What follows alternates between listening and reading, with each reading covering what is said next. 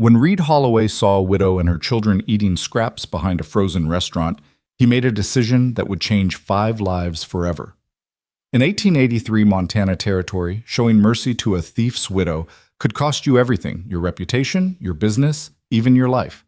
But sometimes the hardest choice is the only human one. This is a story of survival, redemption, and a family forged not by blood, but by a single moment of compassion in the bitter cold. Stay until the end and comment what city you're watching from. I want to see how far this story travels. The wind that December night didn't howl.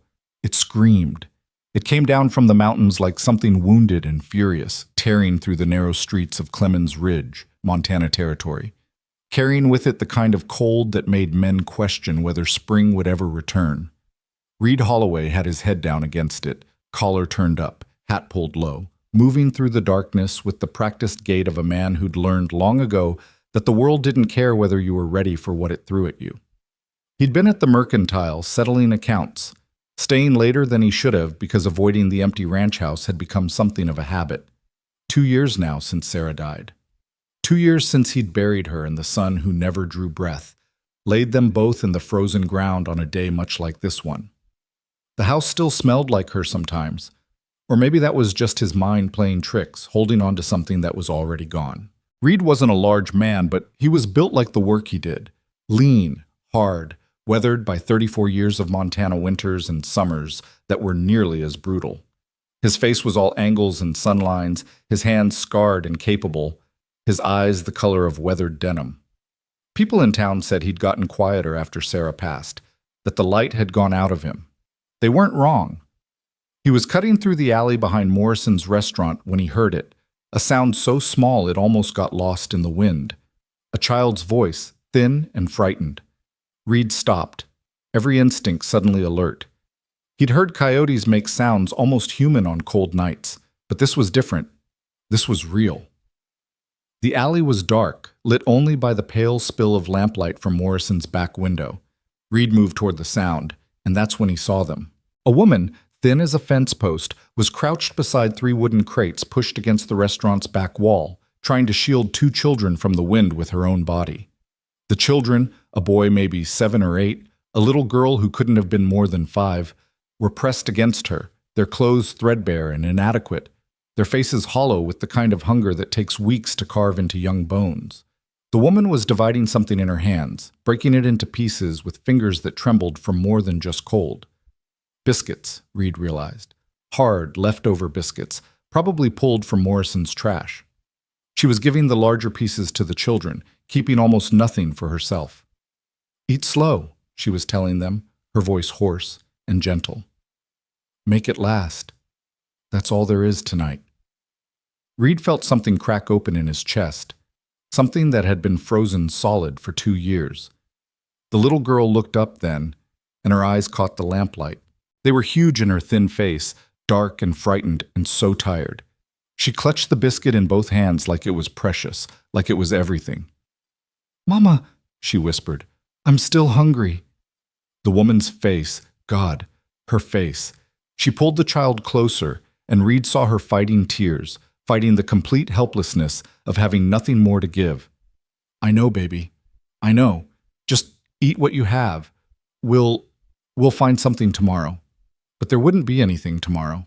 Reed knew that sound in a parent's voice, the sound of someone lying to their child because the truth was too terrible to speak aloud. He'd heard his own mother use that same tone 30 years ago, before she died and left him and his sister Emma alone in a world that didn't care whether children starved or survived. The memory hit him like a physical blow. Emma, 8 years old, dividing a single potato between them. Emma, telling him to eat her share because he was smaller. Emma, dying that winter while he watched, helpless and small and useless. Reed stepped forward before he knew he was going to move. "Ma'am?" The woman's head snapped up, her body immediately shifting to put herself between Reed and the children. Her face was young, mid-20s maybe, but worn hard by circumstances. She had good bones beneath the hunger, dark hair coming loose from a threadbare scarf, and eyes that held equal parts fear and defiance. "We're not causing trouble," she said quickly. "We'll move on. We were just—" "How long since you ate?" Reed interrupted. His voice came out rougher than he intended. The woman's jaw tightened.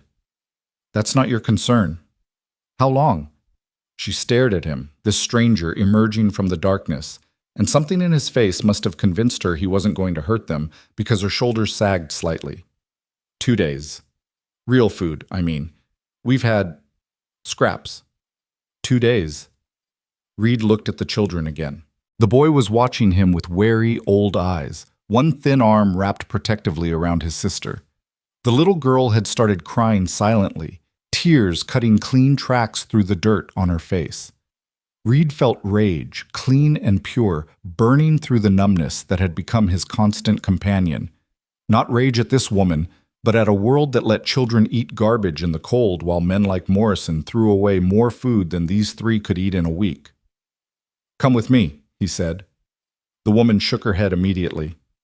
No, thank you, but Morrison's is still open. I'll buy you a meal. I can't. I don't have money to... Did I ask for money? Reed kept his voice level, gentle, the way he'd talk to a spooked horse. I'm offering a meal.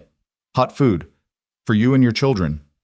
The woman looked at her children, then back at Reed, and he could see the war happening behind her eyes. Pride versus desperation, caution versus need. He'd seen that same look in the mirror often enough to recognize it. Why? She asked finally. Why would you do that? Reed could have told her about Emma, about Sarah, about the 2 years he'd spent wondering if there was any point to waking up each morning when everyone he loved was already dead. He could have told her that seeing her children's faces had been like looking back through time at himself and his sister, helpless and starving. Instead, he just said, because it's cold and they're hungry and I can help. That's reason enough. The woman studied his face for a long moment. Whatever she saw there must have convinced her because she nodded slowly. All right. Thank you. We'll pay you back somehow. Let's just get you fed first. Reed led them around to Morrison's front entrance. The woman keeping the children close, her body still tensed like she expected this kindness to turn into a trap. Reed didn't take offense. He'd learned that survival made people careful, and careful kept you alive. Morrison's was nearly empty, just a few late customers lingering over coffee. The owner, Gerald Morrison, was behind the counter, a thick man with a florid face and the kind of permanent scowl that came from years of viewing everyone as either a customer or a problem. Reed guided the woman and children to a table near the stove, where the heat was strongest. The little girl made a small sound of relief as the warmth hit her, immediately reaching her hands toward it. 3 plates, Reed told Morrison when the man approached, his eyes already narrowing at the sight of Reed's companions. Stew, bread, milk for the children, whatever you've got hot. Morrison didn't move. He was staring at the woman, his face darkening. That's Mara Ellington.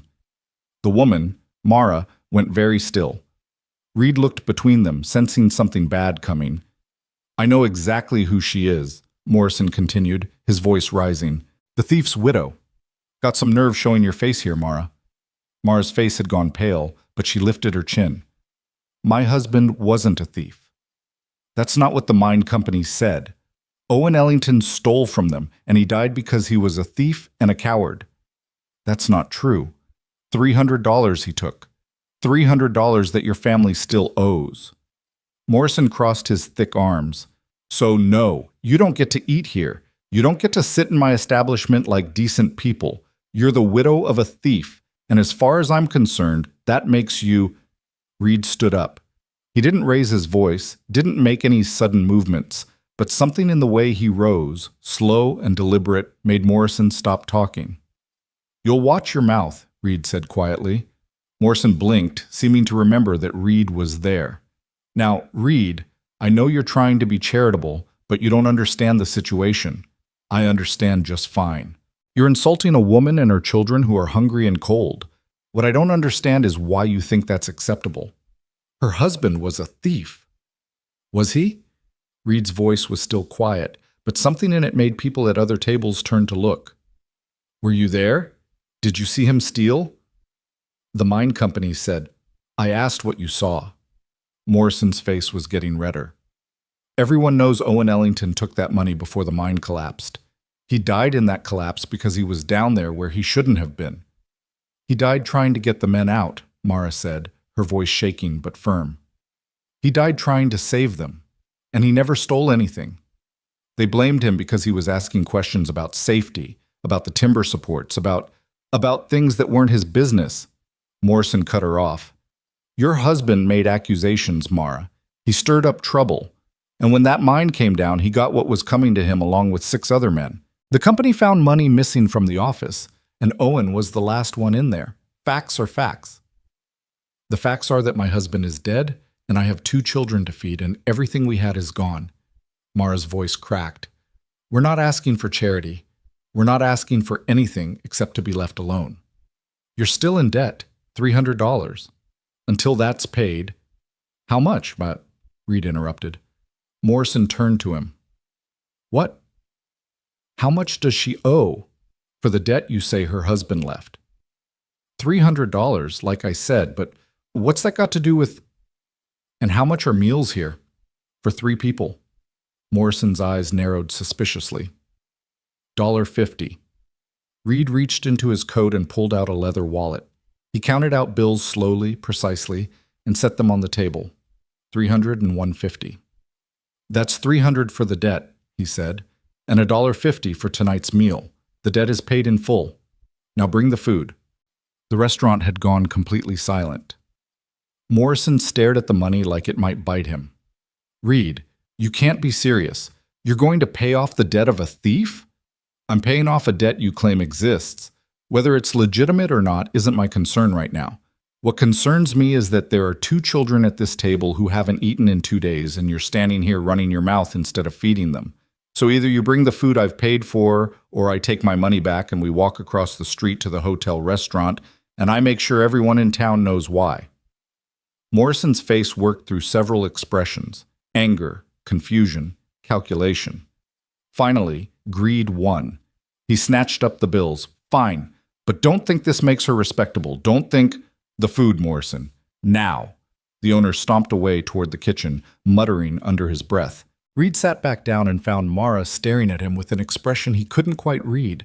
Shock, gratitude, confusion, maybe fear. You didn't have to do that, she said quietly. I know. I can't pay you back. I don't have anything. I didn't ask you to. Why? The word came out almost desperate. Why would you do that? You don't even know me. Reed looked at her children. The boy, Caleb, was still watching him with those 2 old eyes, suspicious and wary. But the little girl, Junie, had relaxed slightly in the warmth of the restaurant, her thin shoulders dropping, her breathing evening out. Had a sister once, Reed said quietly. Emma. She died when she was 8. Starved to death the winter after our parents died. I watched it happen. Couldn't do anything about it. I was only 6. He paused, his throat tight. Been a long time since I thought I could do anything about anything, but I can do something about tonight. Mara's eyes had filled with tears. I'm sorry. About your sister. Me too. Morrison returned with 3 plates of stew, dropping them on the table with more force than necessary, along with a basket of bread and 2 cups of milk. He didn't say anything, just turned and walked away, his back stiff with anger. Reed pushed the plates toward Mara and the children. Eat. Caleb looked at his mother, waiting for permission. Mara nodded, and both children fell on the food like they were afraid it might disappear. It hurt to watch, the desperate way they ate, barely chewing, like they couldn't trust there would be more. Slow down, Mara said gently, though she was crying openly now. Slow down, babies. It's okay. Take your time. But they couldn't slow down. Their bodies knew starvation, knew scarcity, knew that food was never guaranteed. Reed turned away, giving them privacy in their hunger, and found himself looking out the window at the darkness and falling snow. Behind him, he heard Junie's small voice. Mama, is this real? Are we really eating? Yes, baby, yes. It's real. Reed closed his eyes against the burning in them. When he opened them again, he found Mara looking at him over her children's heads. She mouthed 2 words. Thank you. He nodded, not trusting himself to speak. They ate in silence, the children working through their meals with single-minded focus, while Mara ate more slowly, more carefully, like she was still rationing even now. Reed ordered them seconds, then thirds, until finally Caleb leaned back in his chair with a small sigh, looking almost dazed. "I'm full," he said, like he couldn't quite believe it. "Mama, I'm full." Mara put a hand on his head, smoothing back his hair with a tenderness that made Reed's chest ache. "Good. That's good, Caleb." Junie had fallen asleep in her chair, her head pillowed on her thin arms, her face finally relaxed. She looked younger asleep, more like the 5-year-old she should have been, less like the tiny survivor she'd been forced to become. "Where are you staying?" Reed asked quietly. Mara's face closed down immediately, defensive. "We have a place." "Mara?" She looked away. "In the old Miller barn, outside of town. It's dry, mostly. It's 10 degrees outside, colder with the wind. It's what we have." "Not anymore." She looked back at him sharply. "What?" Reed hadn't planned this, hadn't thought it through, but looking at these 3 people, this woman who'd been feeding her children garbage, these children who'd learned to be grateful for scraps, he heard Sarah's voice in his head as clearly as if she were sitting beside him. "You know what you have to do, Reed. You've always known." "You're coming home with me," he said. "You and the children, to my ranch." Mara shook her head immediately. "No, absolutely not. You're freezing to death in that barn. We're surviving. You're dying slowly. There's a difference. I can't just go home with a strange man. I have my children to think about. I can't." "You think I'd hurt them?" Reed kept his voice gentle, but he needed her to understand. "Mara, look at me. Really, look at me." She did, her dark eyes searching his face with desperate intensity, trying to find the lie, the trap, the danger. "I lost my wife 2 years ago," Reed continued. "She died having our son. Lost them both. My house is empty. Has been empty. I got 3 bedrooms sitting there with no one in them, a stove that's kept burning for no reason, and more food than one man needs. You want to repay me for dinner? Then come use what I'm not using anyway. Stay warm. Keep your children safe. That's payment enough." "People will talk," Mara said, but he could hear her resistance weakening. "People are already talking. Morrison will have this story all over town by morning. Might as well give them something real to talk about." This is crazy. I don't even know you." "Name's Reed Holloway. I run a horse ranch about 5 miles north of here. I'm 34 years old. I pay my debts, I keep my word, and I don't hurt women or children. That's all you need to know tonight." Mara looked at her children, Caleb trying to stay awake, fighting sleep, and Junie already lost to it. He saw the moment she broke, the moment survival instinct overrode pride and fear. "Just for tonight," she whispered. "For as long as you need. I'll work. I'll earn our keep. I'm good with horses. I can cook, clean, anything you need. We'll figure that out tomorrow. Tonight, let's just get you somewhere warm." Reed paid Morrison for the meals. The man took the money with poor grace and then carefully lifted Junie into his arms. The little girl weighed almost nothing, all bird bones and fragile hope. She stirred slightly, mumbling something, then settled against his shoulder with a small sigh. Mara helped Caleb to his feet. The boy was swaying with exhaustion, but he kept his hand in his mother's, watching Reed with continued wariness. "My wagon's out front," Reed said quietly. They walked out into the night, into wind that had gotten worse while they were inside. Snow was falling harder now, the kind of storm that could turn deadly if you were caught in it unprepared. Reed settled Junie carefully onto the wagon bench, wrapping her in the heavy blanket he kept there, then helped Mara and Caleb up beside her. "Might be a rough ride," he warned, climbing up into the driver's seat. "Storm's getting worse." "We'll manage," Mara said, pulling both children close. Reed snapped the reins and the wagon lurched forward into the darkness, leaving behind the lights of Clemens Ridge and heading north toward his ranch. Toward home. The wind screamed around them, driving snow into their faces, making the horses nervous. Reed kept them steady, his hands sure on the reins, his body automatically making the adjustments needed to keep the wagon on the road he could barely see. Beside him, Mara was silent, holding her children against the wind. He could feel her fear, her uncertainty, radiating off her like heat. She'd put her trust in a stranger, let him take her and her children into the darkness, and now she was probably wondering if she'd made a terrible mistake. "Used to make this run with my eyes closed," Reed said, just to break the silence. "Know every rock and turn." "How long have you had the ranch?" 8 years. Built the house myself, me and Sarah. She wanted it facing east so she could see the sunrise from the kitchen window. His voice caught slightly on his wife's name. She was real particular about that sunrise. "I'm sorry about your wife." "Me too." They rode in silence for a while longer. Then Caleb's voice, small and almost lost in the wind. "Is your house really warm?" Reed looked down at the boy. "Warmest place in Montana Territory," he said. "Got a stove in the kitchen that puts out heat like summer. Got fireplaces in every bedroom, and I got beds with quilts this thick." He held his hands apart to show him. "You'll be so warm you might forget what cold feels like." "That sounds nice," Caleb said softly. "It is nice. You'll see." But before they could see anything, the wagon wheel hit ice. Reed felt it happen. The sudden sideways lurch, the loss of traction. He tried to correct, pulling hard on the reins, but the horses panicked, pulling in opposite directions. The wagon tilted, and for one terrible moment Reed thought they were going over. "Hold on!" he shouted. The wagon slammed back down with a crack that sounded like breaking bone. The front axle, Reed realized with sinking dread. They'd broken the front axle. The horses settled, nervous but calming under Reed's steady hand. Reed set the brake and climbed down to assess the damage, already knowing what he'd find. The axle was split clean through. They weren't going anywhere in this wagon. Reed looked around, trying to orient himself in the blowing snow. They were maybe 3 miles from the ranch. 3 miles in a blizzard, with 2 children who were already exhausted and half frozen. He climbed back up onto the wagon. Mara was looking at him with frightened eyes. "Axle's broken," he said. "Can't fix it here." "How far are we?" 3 miles. Maybe a little less. Mara looked at her children, then at the darkness beyond the wagon. "We can walk it." "In this storm?" "You said 3 miles. We can do 3 miles."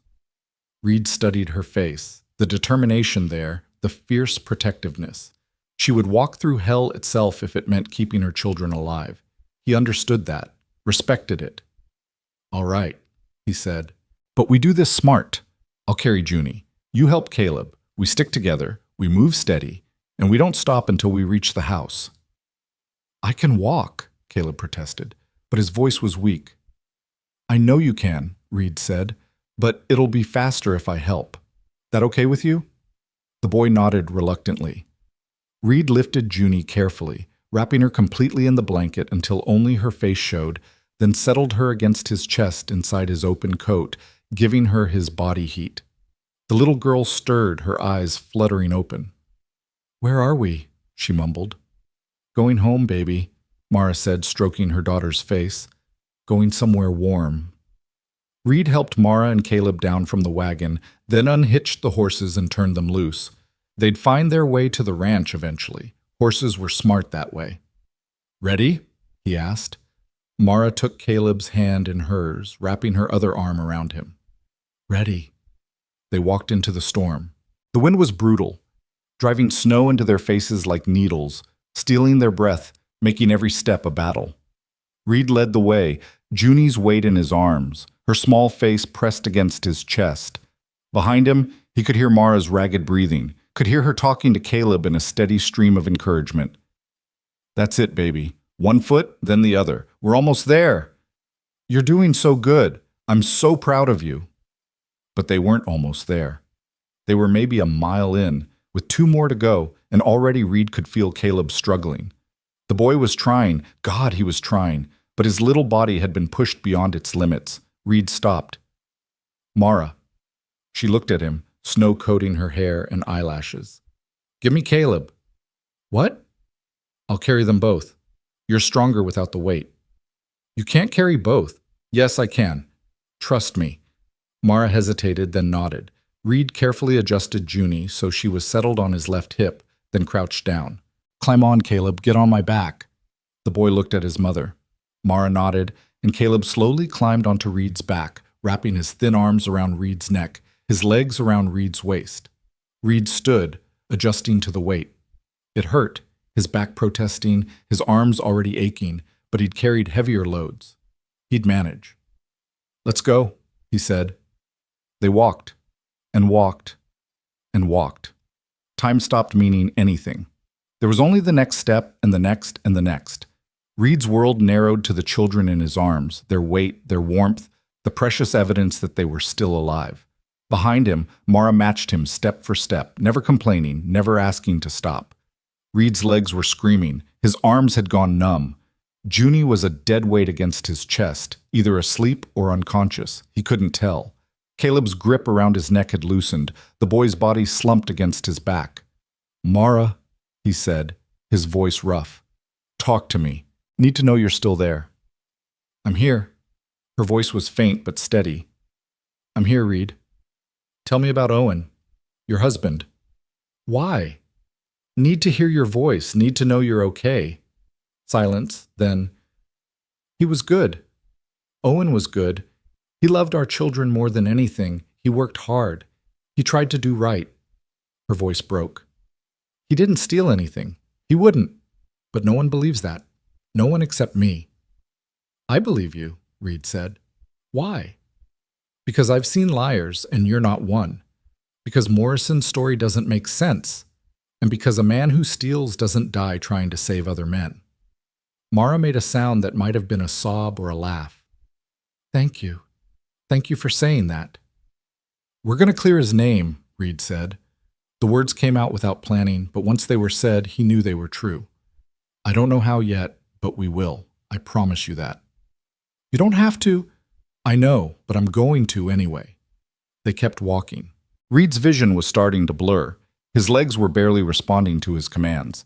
But somewhere ahead, through the snow, he could see a light, small, distant, but there. The ranch, home. "Almost there," he gasped. "See the light? That's the house. Just a little farther." "I see it," Mara said. "I see it, Reed." The last 100 yards were the hardest. Reed's body was shutting down, everything screaming for him to stop, to rest, to give up. But Sarah's voice was in his head again, fierce and loving. "Don't you dare quit, Reed Holloway. Don't you dare." The porch steps appeared out of the snow. Reed stumbled up them, barely keeping his balance, and kicked at the door. "Get the door," he told Mara. Can't use my hands." Mara rushed past him, shoving the door open. Heat poured out, blessed and beautiful. Reed stumbled inside and fell to his knees, still holding the children. "Close the door," he managed. "Get it closed." Mara slammed the door behind them, shutting out the storm. The sudden silence was shocking. Reed's arms had finally given up. He carefully laid Junie on the rug in front of the fireplace, then helped Caleb slide off his back. Both children were frighteningly still, their faces white, their lips blue. "We need to warm them," Reed said, his voice slurred with exhaustion. "Slow. Too fast will hurt them. Get blankets from the bedroom, down the hall, second door." Mara ran. Reed stripped off his soaked coat and boots, then carefully removed the children's wet clothes, checking them for frostbite. Their fingers and toes were white, but not black. That was good. That meant they might be okay. Mara returned with blankets, and together they wrapped the children, holding them close to the fire, but not too close, letting the heat reach them gradually. "Talk to them," Reed said. "Keep them conscious if you can." "Caleb, baby, can you hear me?" Mara was crying, patting her son's face. "Caleb, please, please wake up." The boy's eyes fluttered open. "Mama?" "Yes, baby, yes, I'm right here." Are we home?" Mara looked at Reed and he saw the question in her eyes. He nodded. "Yes," she told her son. "Yes, we're home." Reed built up the fire while Mara tended to the children, and slowly, gradually, color began to return to their faces. Junie woke crying, which Reed took as a good sign. It meant she could feel again, that her body was warming. "Hurts," the little girl sobbed. "Mama, it hurts." "I know, baby, I know. That means you're getting warm. That's good. That's what we want." It took an hour before Reed was confident the children were out of danger. By then, all 4 of them were huddled in front of the fire, wrapped in blankets, too exhausted to move.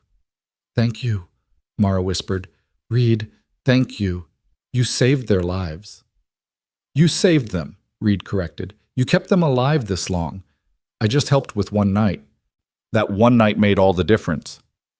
Reed looked at the children, now sleeping peacefully, their faces relaxed, their breathing even. He looked at Mara, this fierce woman who'd walked 3 miles through a blizzard for her babies, and he realized that for the first time in 2 years, his house didn't feel empty. The bedrooms are made up, he said quietly. Take the children to bed. Real beds. Sleep as long as you need. What about you? I'll keep the fire going, make sure everything stays warm.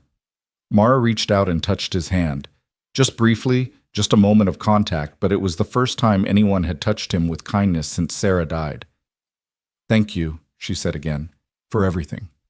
Reed watched as she carried her children down the hall to the bedrooms, heard the soft sounds of them settling in. Then he sat alone in front of the fire, listening to the storm rage outside. And for the first time in 2 years, he felt something that might have been peace. He'd saved 3 lives tonight, 3 lives that might save him in return. Outside, the storm continued. But inside, in Reed Holloway's house, 4 lost souls were finally warm. Reed woke to the sound of someone moving in his kitchen. For a moment, disoriented in the gray light of early morning, he thought it was Sarah. His heart lifted with that terrible hope that sometimes came in the space between sleep and waking, before memory crashed back down and reminded him she was gone. But the sounds continued, quiet, careful movements, the soft clink of metal on metal. Reed pushed himself up from the chair where he'd spent the night, his back protesting, and moved toward the kitchen doorway. Mara stood at the stove, stirring something in a pot. She'd changed into one of Sarah's old dresses that Reed had never been able to bring himself to give away. It was too big on her thin frame. The sleeves rolled up, the waist cinched with a piece of rope. Her dark hair was pulled back, still damp from washing, and in the morning light streaming through the window, Reed could see how young she actually was beneath the wear of hard living. She turned when she heard him, startled. I'm sorry, I didn't mean to wake you. I just thought I wanted to make breakfast, to thank you. I hope it's okay that It's fine, Reed said, his voice rough with sleep. You didn't have to. I wanted to. I needed to do something. I can't just... She gestured helplessly. I can't just take and give nothing back. Reed moved to the coffee pot, finding it already made and hot. He poured himself a cup, breathing in the steam. How are the children? Still sleeping. They were so exhausted. Mara turned back to the stove, stirring with more vigor than necessary. Junie had nightmares. She kept crying out in her sleep. I held her until she settled.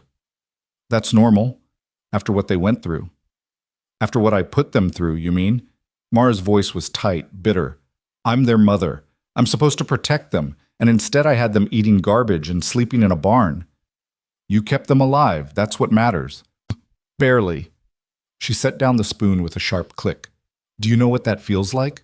To watch your children starve and know there's nothing you can do? To see them get thinner every day, to hear them cry from hunger and have nothing to give them? Reed set down his coffee cup. Yeah, I do know. Mara looked at him, saw the truth in his face, and her anger deflated. Your sister. Emma. She was 8 when she died. I was 6. I watched her give me her food, watched her pretend she wasn't hungry, watched her waste away. Reed stared into his coffee. I was too young to understand what was happening until it was too late. By the time I realized she was dying, there was nothing I could do about it. I'm sorry, I can't imagine. Hope you never have to. Reed met her eyes. But Mara, you did better than my mother did. You kept fighting. You didn't give up. Your children are alive because of you.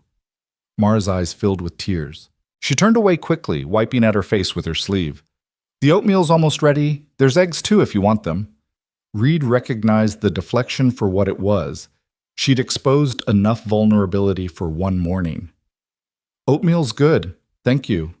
They ate in silence, Mara picking at her food like she still couldn't quite believe it was real and permanent. Reed watched her out of the corner of his eye, seeing the way she kept glancing toward the hallway, listening for her children. They're safe, he said quietly. You can relax. I don't know how anymore. Mara set down her spoon. It's been over a year since Owen died. A year of running, hiding, trying to survive. Every time I think we've found a place to rest, something happens. Someone recognizes us, or the debt collectors find us, or... She shook her head. I keep waiting for the other shoe to drop. For someone to come take them away, or for you to change your mind, or for something to go wrong. Nothing's going wrong today. Today you're safe. But tomorrow? Reed didn't have an answer for that. He wanted to promise her that tomorrow would be safe too, and the day after that, and all the days to come. But he'd learned the hard way that the world didn't care about promises. Before he could respond, they heard small footsteps in the hallway. Caleb appeared, dressed in his too-thin clothes from yesterday, his hair sticking up in all directions. He stopped when he saw Reed, his body tensing. "Morning," Reed said easily. "Sleep okay?" The boy nodded, not speaking, his eyes wary. "Are you hungry?" Mara asked, moving to her son. "There's oatmeal and eggs." "Where's Junie?" "Still sleeping. Let her rest a while longer." Mara guided Caleb to a chair, setting a bowl in front of him. "Eat, baby." Caleb ate mechanically, his eyes never leaving Reed. Reed understood. The boy was protecting his mother, watching for threats. At 7 years old, he'd already learned that kindness could be a trap. "You like horses?" Reed asked. Caleb paused, spoon halfway to his mouth. "I guess. Got about 20 of them out in the barn. Need to feed them this morning. Check on them after last night's storm. Could use some help if you're interested." The boy looked at his mother. Mara gave a small nod. "Okay," Caleb said quietly. They finished breakfast in silence. Mara cleaned up while Reed put on his coat and boots, and then Caleb bundled up in his inadequate jacket and followed Reed outside. The storm had passed, leaving behind a world transformed by snow. It lay thick and pristine across the ranch, glittering in the morning sun, beautiful and deadly. Reed's wagon sat abandoned where they'd left it, already half buried. He'd have to dig it out later, get it repaired. The barn was warm, the horses nickering and greeting when Reed opened the door. Caleb stopped just inside, his eyes going wide. "There's so many," he breathed. 23, actually, plus 2 mules and a donkey. Reed grabbed a bucket and began measuring out grain.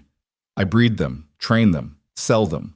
Best horses in 3 territories, or so people tell me." Caleb moved slowly down the aisle, looking at each horse with something like wonder. Reed watched him, seeing the tension gradually leave the boy's shoulders, seeing him relax for the first time since they'd met. "Can I pet one?" Caleb asked. "Sure. That bay mare there, she's gentle. Name's Sadie." Caleb reached out carefully, letting the horse sniff his hand before touching her neck. A smile broke across his face, small and tentative, but real. "She's soft," he said. "She likes you. Can tell by the way she's leaning in." They worked together in comfortable silence, Reed showing Caleb how to measure the grain, how to fill the water buckets, how to fork hay into the mangers. The boy was quick and careful, listening intently to every instruction. "You're good at this," Reed said. "Natural with horses." "My pa used to..." Caleb stopped, his face closing down. "Before." Reed didn't push. He just handed Caleb another bucket and kept working. "Did he really steal?" Caleb asked suddenly. "My pa. Did he steal money like they said?" Reed set down his bucket and crouched so he was at eye level with the boy. "What do you think? You knew your father. Was he a thief?" "No." The word was fierce, certain. "Pa was good. He wouldn't steal. He said lying and stealing were wrong, that a man's word was all he had." Caleb's eyes were bright with unshed tears. "But everyone says he did. Even Mama gets scared when people talk about it. So maybe they're right and I'm wrong. Or maybe they're wrong and you're right. But everyone says everyone can be wrong," Reed interrupted gently. "Happens all the time. People believe what's easy to believe, what fits with what they already think. Your father asked questions about the mine, about safety. That made him inconvenient. So when the mine collapsed and money went missing, he made a real convenient scapegoat." "What's a scapegoat?" "Someone you blame for things they didn't do because it's easier than finding the person who really did them." Caleb thought about this, his young face serious. "So you think my pa didn't steal?" I think your pa died trying to save men's lives. I think that's what matters. The boy's face crumpled. I miss him. I know, that's okay. Missing someone means they mattered, means they were worth missing. Caleb nodded, wiping his eyes with his sleeve. They finished the feeding in silence, but it was a different silence now, less wary, more comfortable. When they returned to the house, they found Junie awake, sitting at the kitchen table with Mara. The little girl was wearing one of Sarah's old nightgowns, the hem dragging on the floor, and she was eating oatmeal like it might disappear. "Slow down, baby," Mara said gently. "You'll make yourself sick." Junie looked up when Reed entered, her dark eyes huge in her thin face. "Is this really your house?" "It is." "And we can really stay?" "You can really stay." She considered this. Her spoon paused in midair. "Forever?" Reed glanced at Mara, saw the fear and hope warring in her expression. "For as long as you need," he said carefully. "No one's going to make you leave." "Okay." Junie went back to her oatmeal, apparently satisfied. Children were like that, Reed remembered, able to accept new realities faster than adults, able to adapt and survive. The rest of that first day was quiet, almost peaceful. Mara insisted on cleaning the house, despite Reed's protest that it didn't need cleaning. The children explored cautiously, staying close together, touching everything with wonder. The real beds, the thick quilts, the books on shelves, the dishes in cupboards. Everything was new to them, or at least felt new after so long without. Reed spent the day doing his usual work, checking on the horses, fixing fence posts, repairing the wagon axle. But he found himself constantly aware of the sounds from the house, voices, footsteps, life. After 2 years of silence, it was strange and unsettling and somehow right. That evening, as Reed was finishing up in the barn, Mara appeared in the doorway. She'd changed into another of Sarah's dresses, and she'd pinned up her hair. She looked less like a desperate widow and more like the young woman she should have been.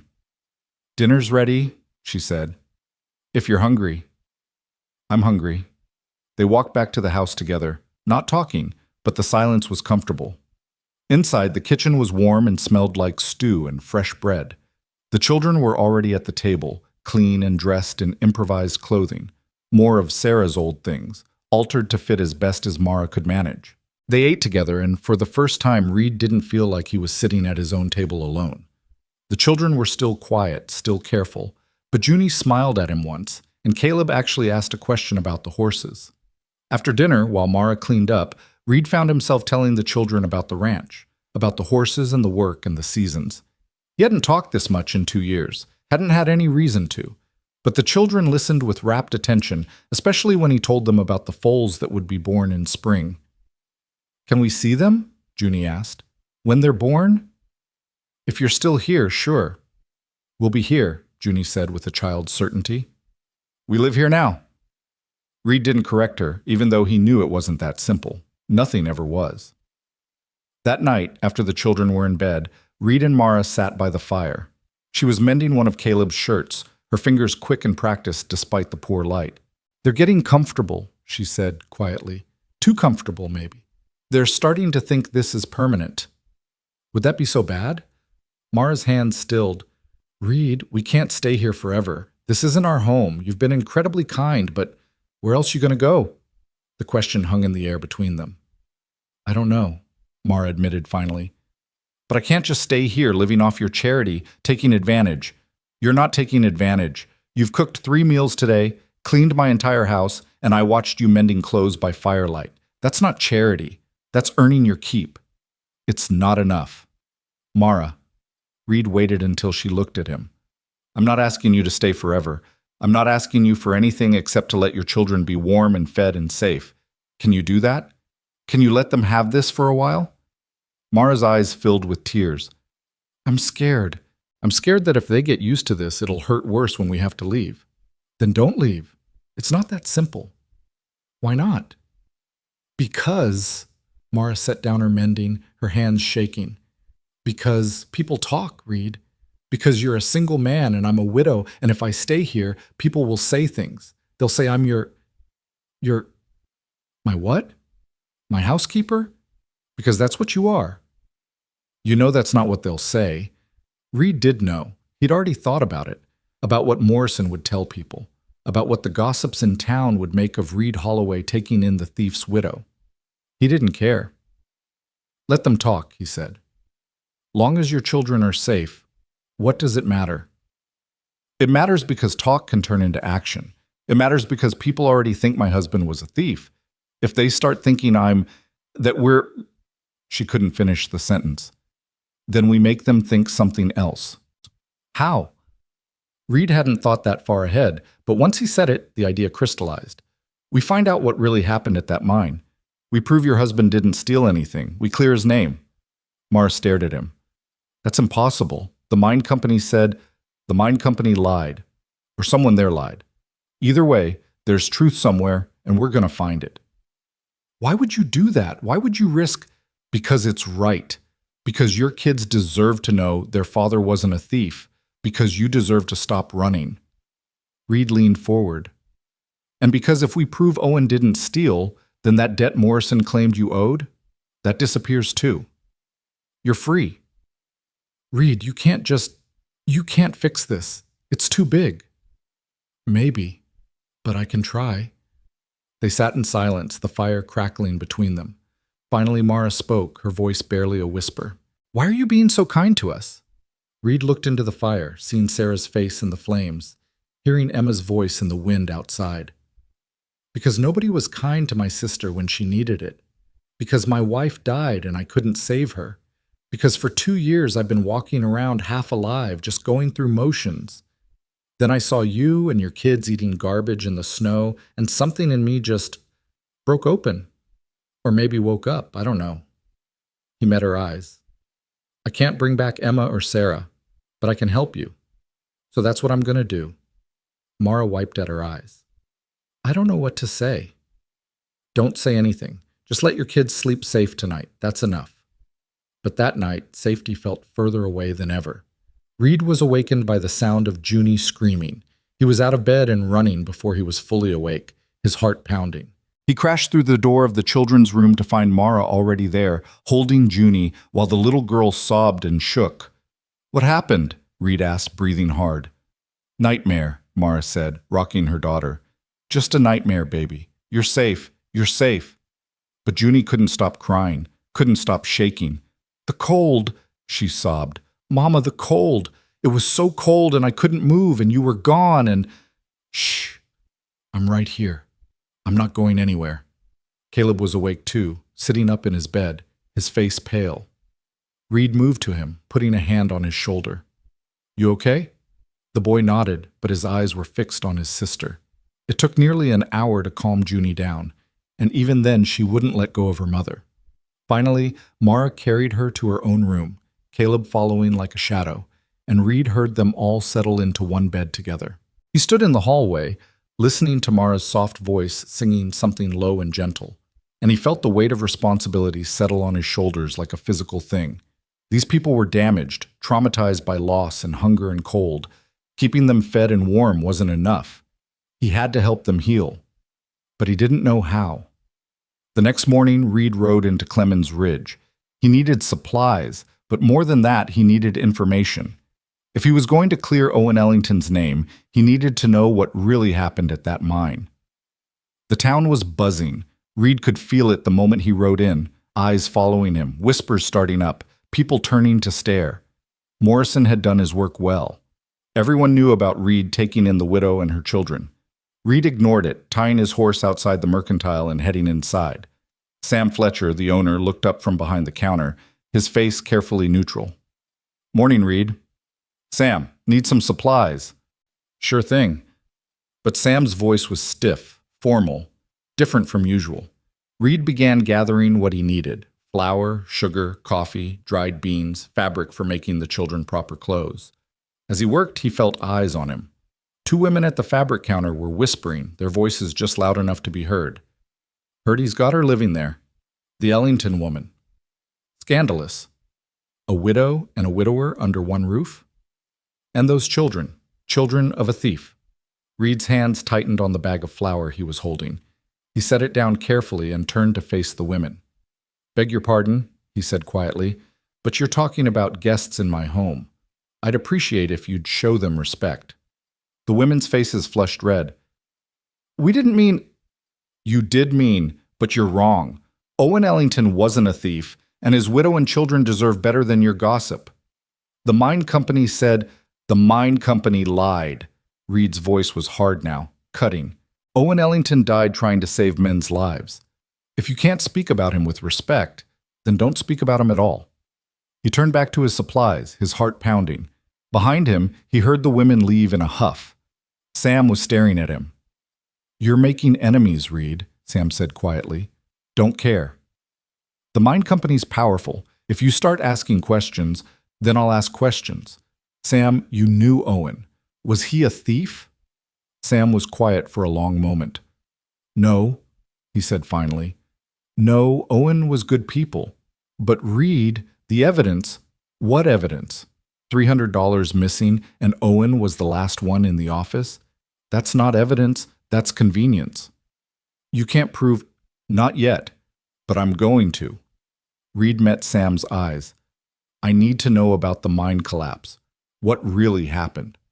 Sam glanced toward the door, making sure they were alone. Reed, let it go.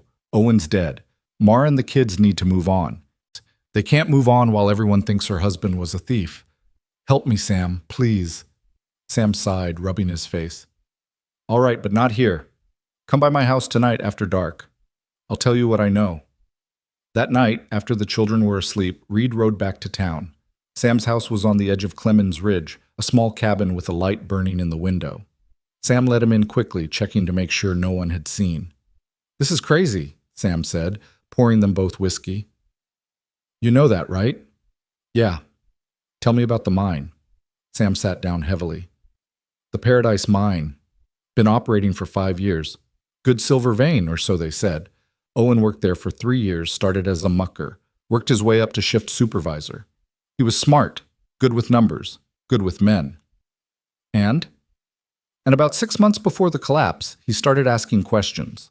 About the timber supports, about the ventilation, about corners being cut. He went to the foremen, then to the mine superintendent, then to the company managers. Nobody wanted to hear it. Why not? Because fixing those problems would cost money and shut down production. The mine company was already in debt, needed to pull out as much silver as possible as fast as possible. Safety was inconvenient. Reed felt cold fury building in his chest. So they ignored him. Worse, they started making his life difficult, cutting his hours, giving him the worst shifts, spreading rumors that he was a troublemaker. Owen knew he was being pushed out, but he wouldn't back down. He kept saying someone was going to die if they didn't fix the supports. And then the mine collapsed. Sam nodded. February 3rd, 1882, middle of the day shift. 37 men underground. The main support beam gave way, brought down half the tunnel system. 7 men died, including Owen. He'd gone down there on his day off, said he wanted to check something. When the collapse started, he tried to get the men out. They say he saved 4 lives before the ceiling came down on him. And the money? Went missing the day before the collapse. $300 from the company office. Owen had been in there that morning, meeting with the superintendent. When the money disappeared, they blamed him. Said he took it knowing the mine was going to collapse, trying to make one last score before everything fell apart. But Owen wouldn't steal. Everyone who knew him knew that. And $300? That was nothing compared to what the mine company lost when the tunnel collapsed. Why would Owen risk everything for $300 when he had a good job and a family? He wouldn't, Reed said. So who did take the money? Sam looked at him for a long moment. You really want to know? Yes. Then talk to Jack Mercier. He was the mine superintendent. Owen met with him the morning the money disappeared. After the collapse, Mercier left town real sudden-like. Heard he's down in Silver City now, managing another mine for the same company. Reed committed the name to memory. Jack Mercier. One more thing, Sam said. The company paid out death benefits to all the families except Owen's. Said since he was a thief, his family forfeited the benefit. $200 that would have kept Mara and the kids fed for months. Reed stood. Thank you, Sam. Reed, be careful. The mine company's got reach. They don't like people asking questions. Don't care what they like. Reed rode home through the darkness, his mind working. Jack Mercier. The superintendent who'd met with Owen the morning the money disappeared, who'd left town right after the collapse. That was no coincidence. When he got back to the ranch, Mara was waiting up for him, sitting by the fire. "You went to town," she said. It wasn't a question. "Yeah." "To ask about Owen." Reed sat down across from her. "I talked to Sam Fletcher. He told me about Jack Mercier." Mara's face went pale. "Mercier? You know him?" "He's the one who accused Owen, who said he'd seen Owen acting suspicious, going through the office. After the collapse, Mercier told everyone Owen had stolen the money and deserved what he got." Mara's hands were shaking. "Owen hated him, said Mercier was corrupt, was cutting corners to line his own pockets. They had terrible arguments about the safety issues. Mercier left town after the collapse. Sam says he's in Silver City now." "So? What does that prove?" "Maybe nothing. Maybe everything. But I'm going to find out." Mara stood abruptly. "No, Reed, no. You can't go chasing after Mercier. He's dangerous, and the mine company will..." "Will what? I'm not afraid of the mine company." "You should be. They have power, Reed. They have money and influence, and they'll destroy you if you get in their way. They destroyed Owen." "Then I'll be more careful than Owen was." This isn't your fight." "Yes, it is." Reed stood too, facing her. "It became my fight the moment I brought you and your children home. It became my fight the moment I decided your husband's name matters. So I'm going to Silver City, I'm going to find Mercier, and I'm going to get the truth. And if the truth gets you killed, what then? What happens to your ranch, your horses, everything you've built? Then it happens. But I'm not going to stand by and let a good man's name stay buried under lies." Mara was crying now, furious and frightened. "Why? Why does it matter so much to you?" "Because I couldn't save my sister. Because I couldn't save my wife. Because I've spent 2 years drowning in guilt and grief and feeling like there was no point to anything anymore." Reed's voice broke. "But maybe, just maybe, I can save your family. I can give your children back their father's honor. I can give you back your life. So that's what I'm going to do, Mara, whether you like it or not." They stood staring at each other, both breathing hard, the fire crackling between them. Finally, Mara wiped her eyes.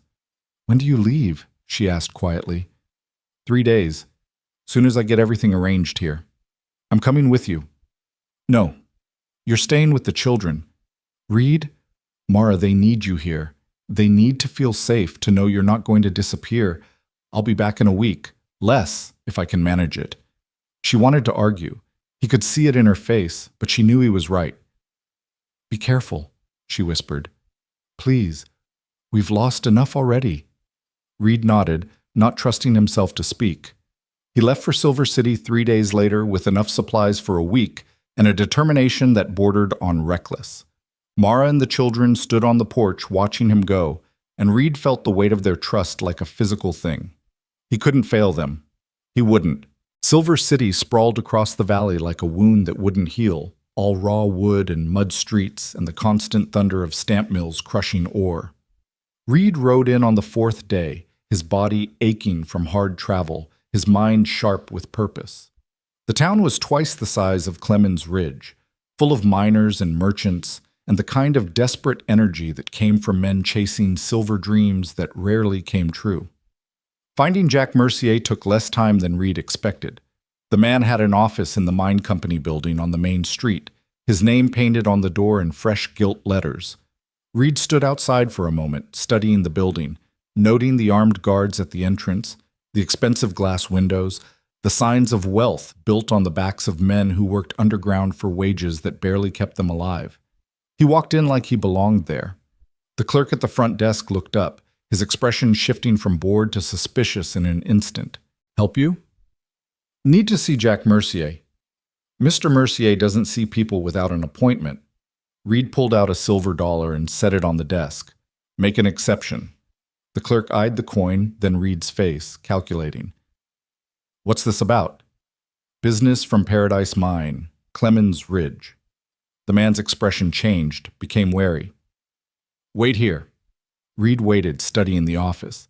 Everything was new, expensive, maintained. Whatever Mercier was doing here, he was doing it well. too well for a man who'd left his last position under a cloud of controversy. The clerk returned. "Mr. Mercier will see you, but you got 10 minutes and you leave any weapons at the desk."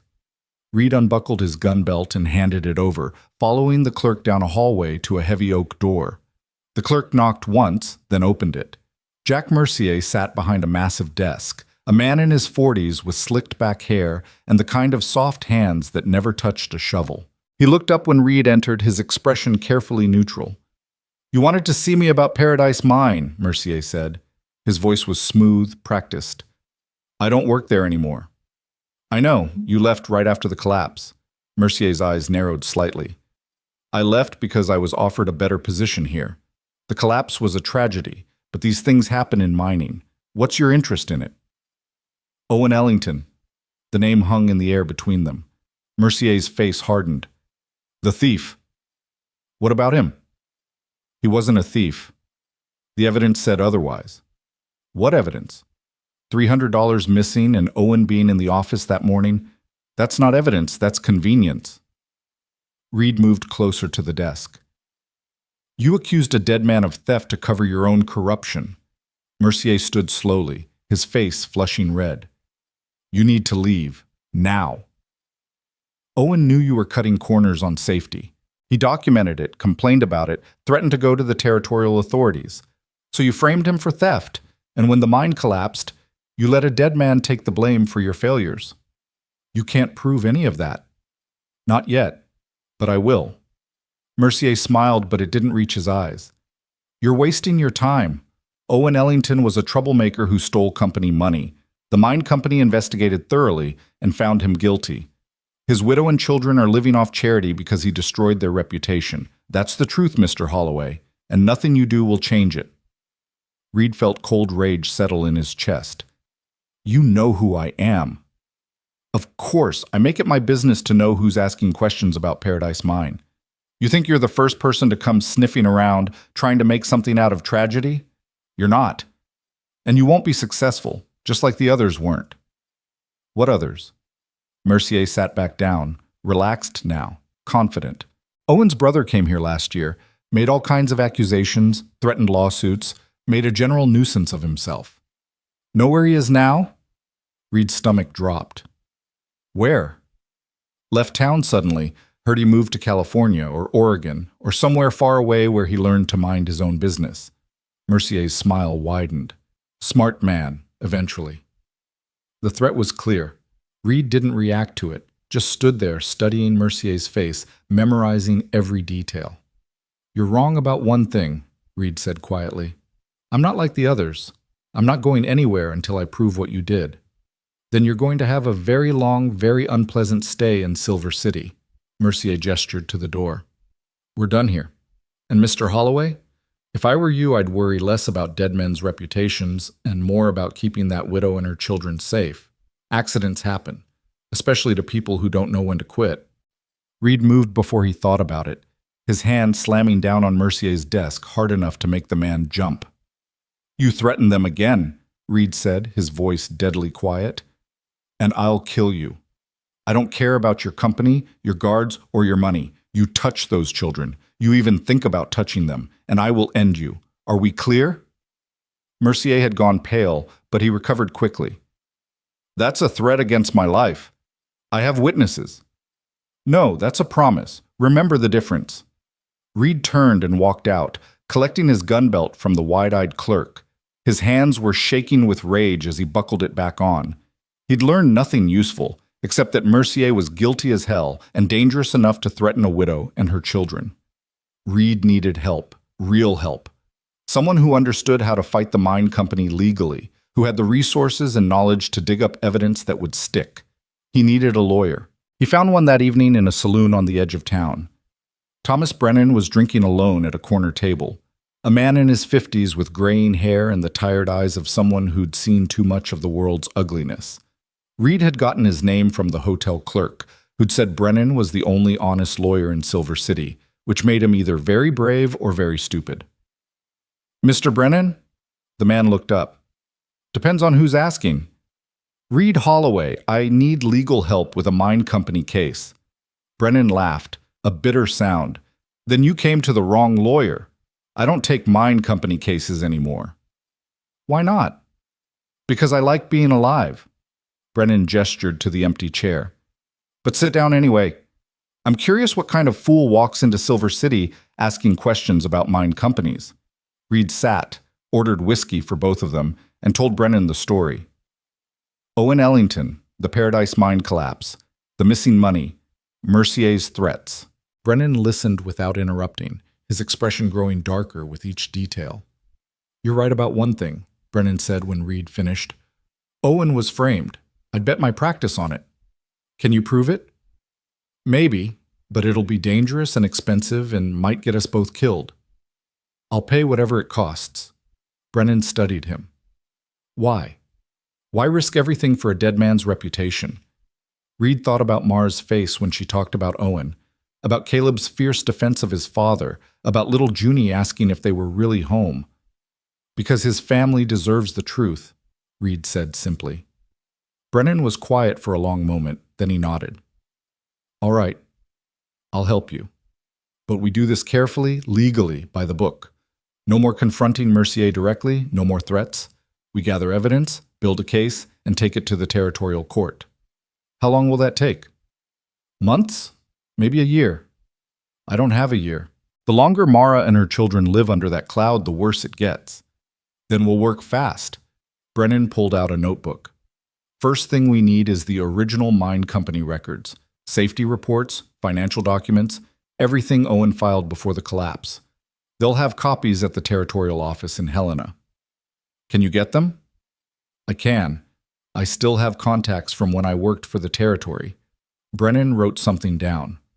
Second, we need witnesses, miners who worked with Owen, who heard him complain about safety issues, who can testify that he was trying to save lives, not steal money. How do we find them?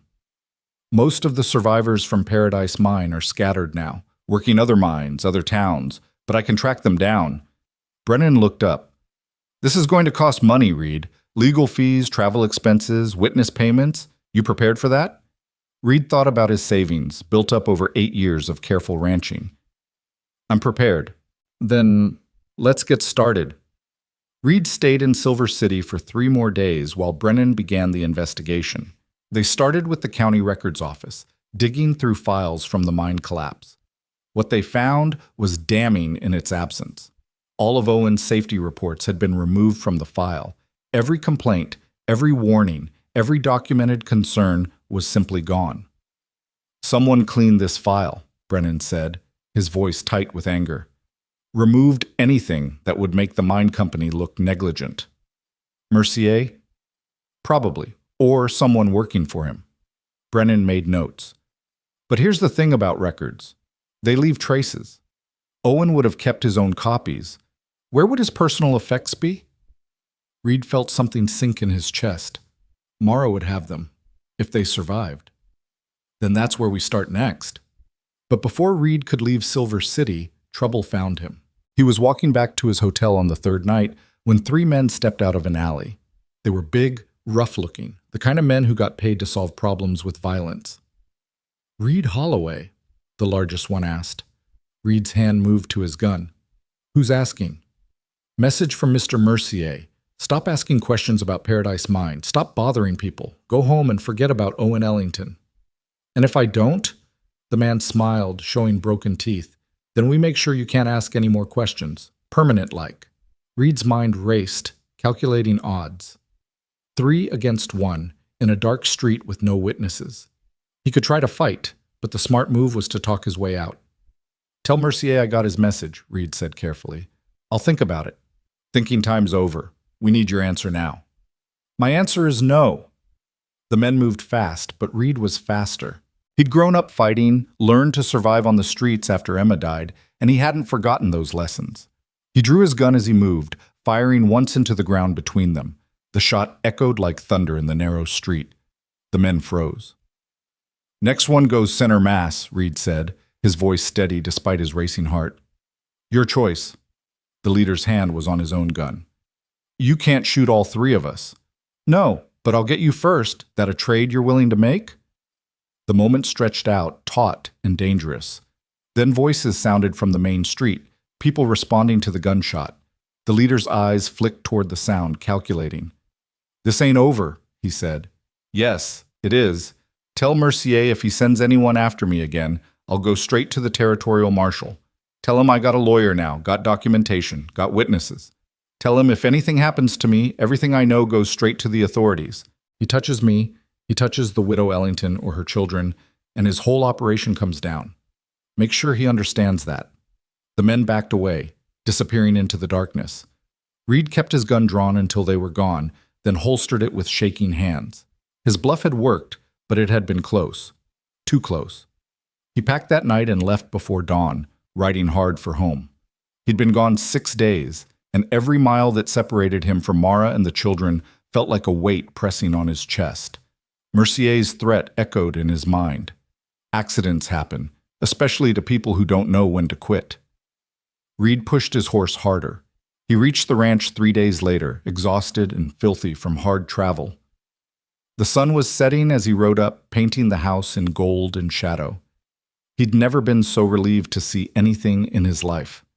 Mara was on the porch before he'd even dismounted, her face pale with worry.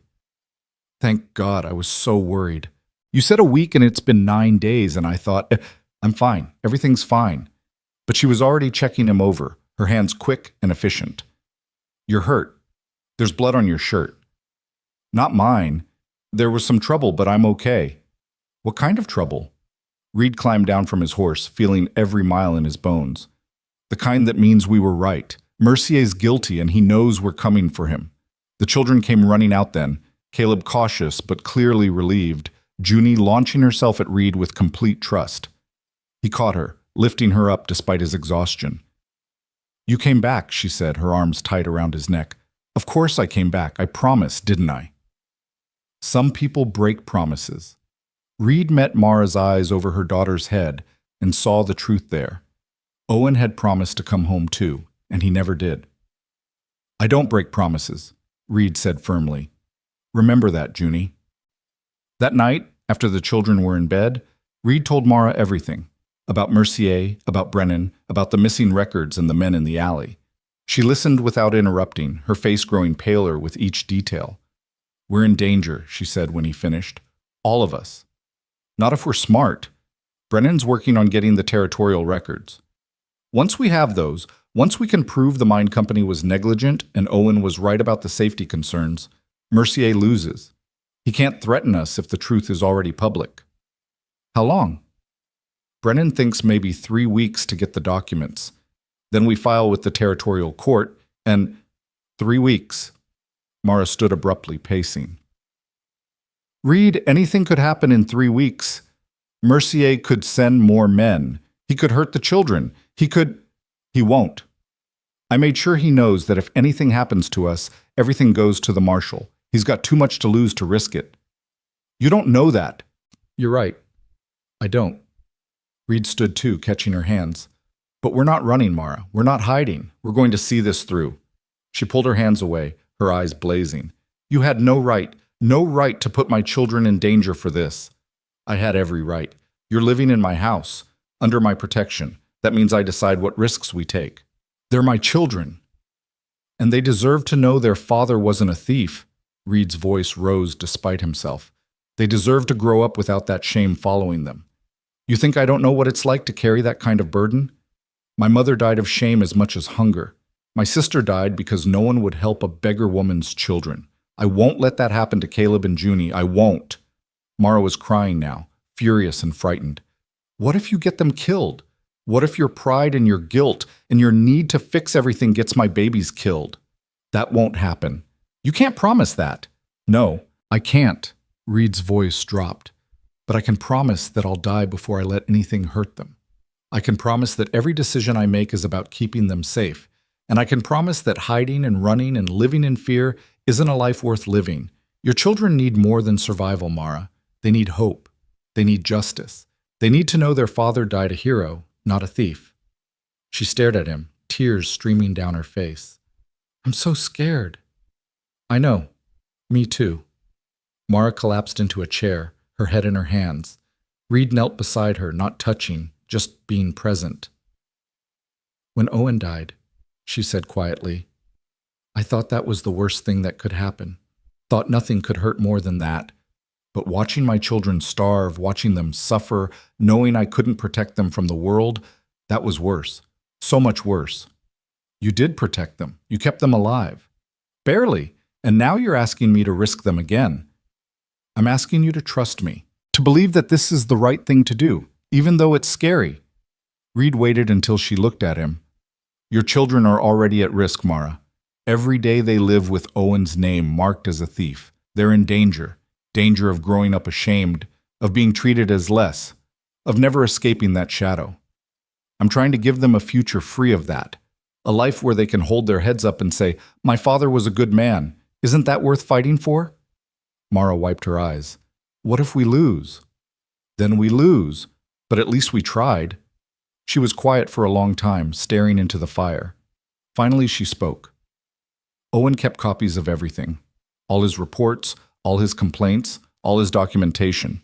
He had a ledger where he tracked every safety violation, every conversation with management, every time they ignored his warnings.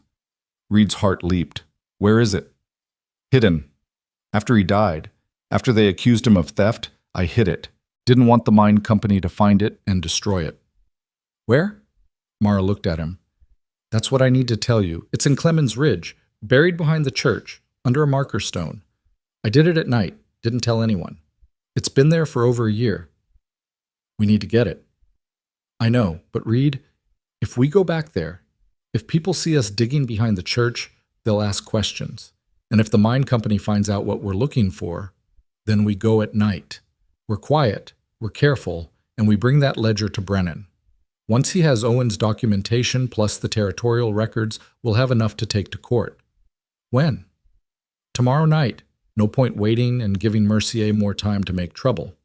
Mara nodded slowly. All right, but the children stay here. Agreed. Sam Fletcher will watch them. I'll ride over and ask him in the morning. But morning brought a different kind of trouble. Reed was feeding the horses when he heard riders approaching. He stepped out of the barn to see Sheriff Tom Blackwood and 3 deputies riding up the lane, their faces grim. Reed's stomach sank. This wasn't a social call. Morning, Tom, he said carefully. The sheriff dismounted, his hand resting on his gun. Reed, we need to talk. About what? About the widow Ellington, and some very serious allegations. Mara appeared on the porch, the children behind her. Her face had gone white. What allegations? Reed asked, though he already knew. Mercier had moved faster than expected. Got a wire from Silver City yesterday. Seems there was an incident there. Shots fired. 3 men claim you threatened them, drew your weapon unprovoked, made terrorist threats. That's a lie. Maybe, but I got a witness statement signed by a mine superintendent named Jack Mercier. Says you came to his office, made wild accusations, threatened his life, says he's concerned for his safety and the safety of others. Reed felt rage building in his chest. Mercier's corrupt. He framed Owen Ellington for theft to cover his own crimes. I've got evidence. Evidence of what? A man who's been dead over a year? Reed, you're making trouble where there doesn't need to be any. The sheriff's voice was almost gentle. I know you're trying to help the widow, but you can't go around threatening people and shooting at them because you think there was some injustice. I didn't shoot at anyone. I fired a warning shot when 3 men jumped me in an alley. That's not what they say. Of course it's not. They work for Mercier. They're lying. Can you prove that? Reed opened his mouth, then closed it. He couldn't prove it. It was his word against theirs, and they had 3 witnesses to his 1. The sheriff sighed. Reed, I'm going to have to ask you to come into town, answer some questions, get this sorted out. Are you arresting me?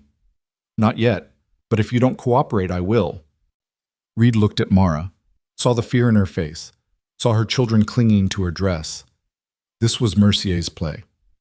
Get Reed away from the ranch, away from Mara and the children, isolate him and make him vulnerable.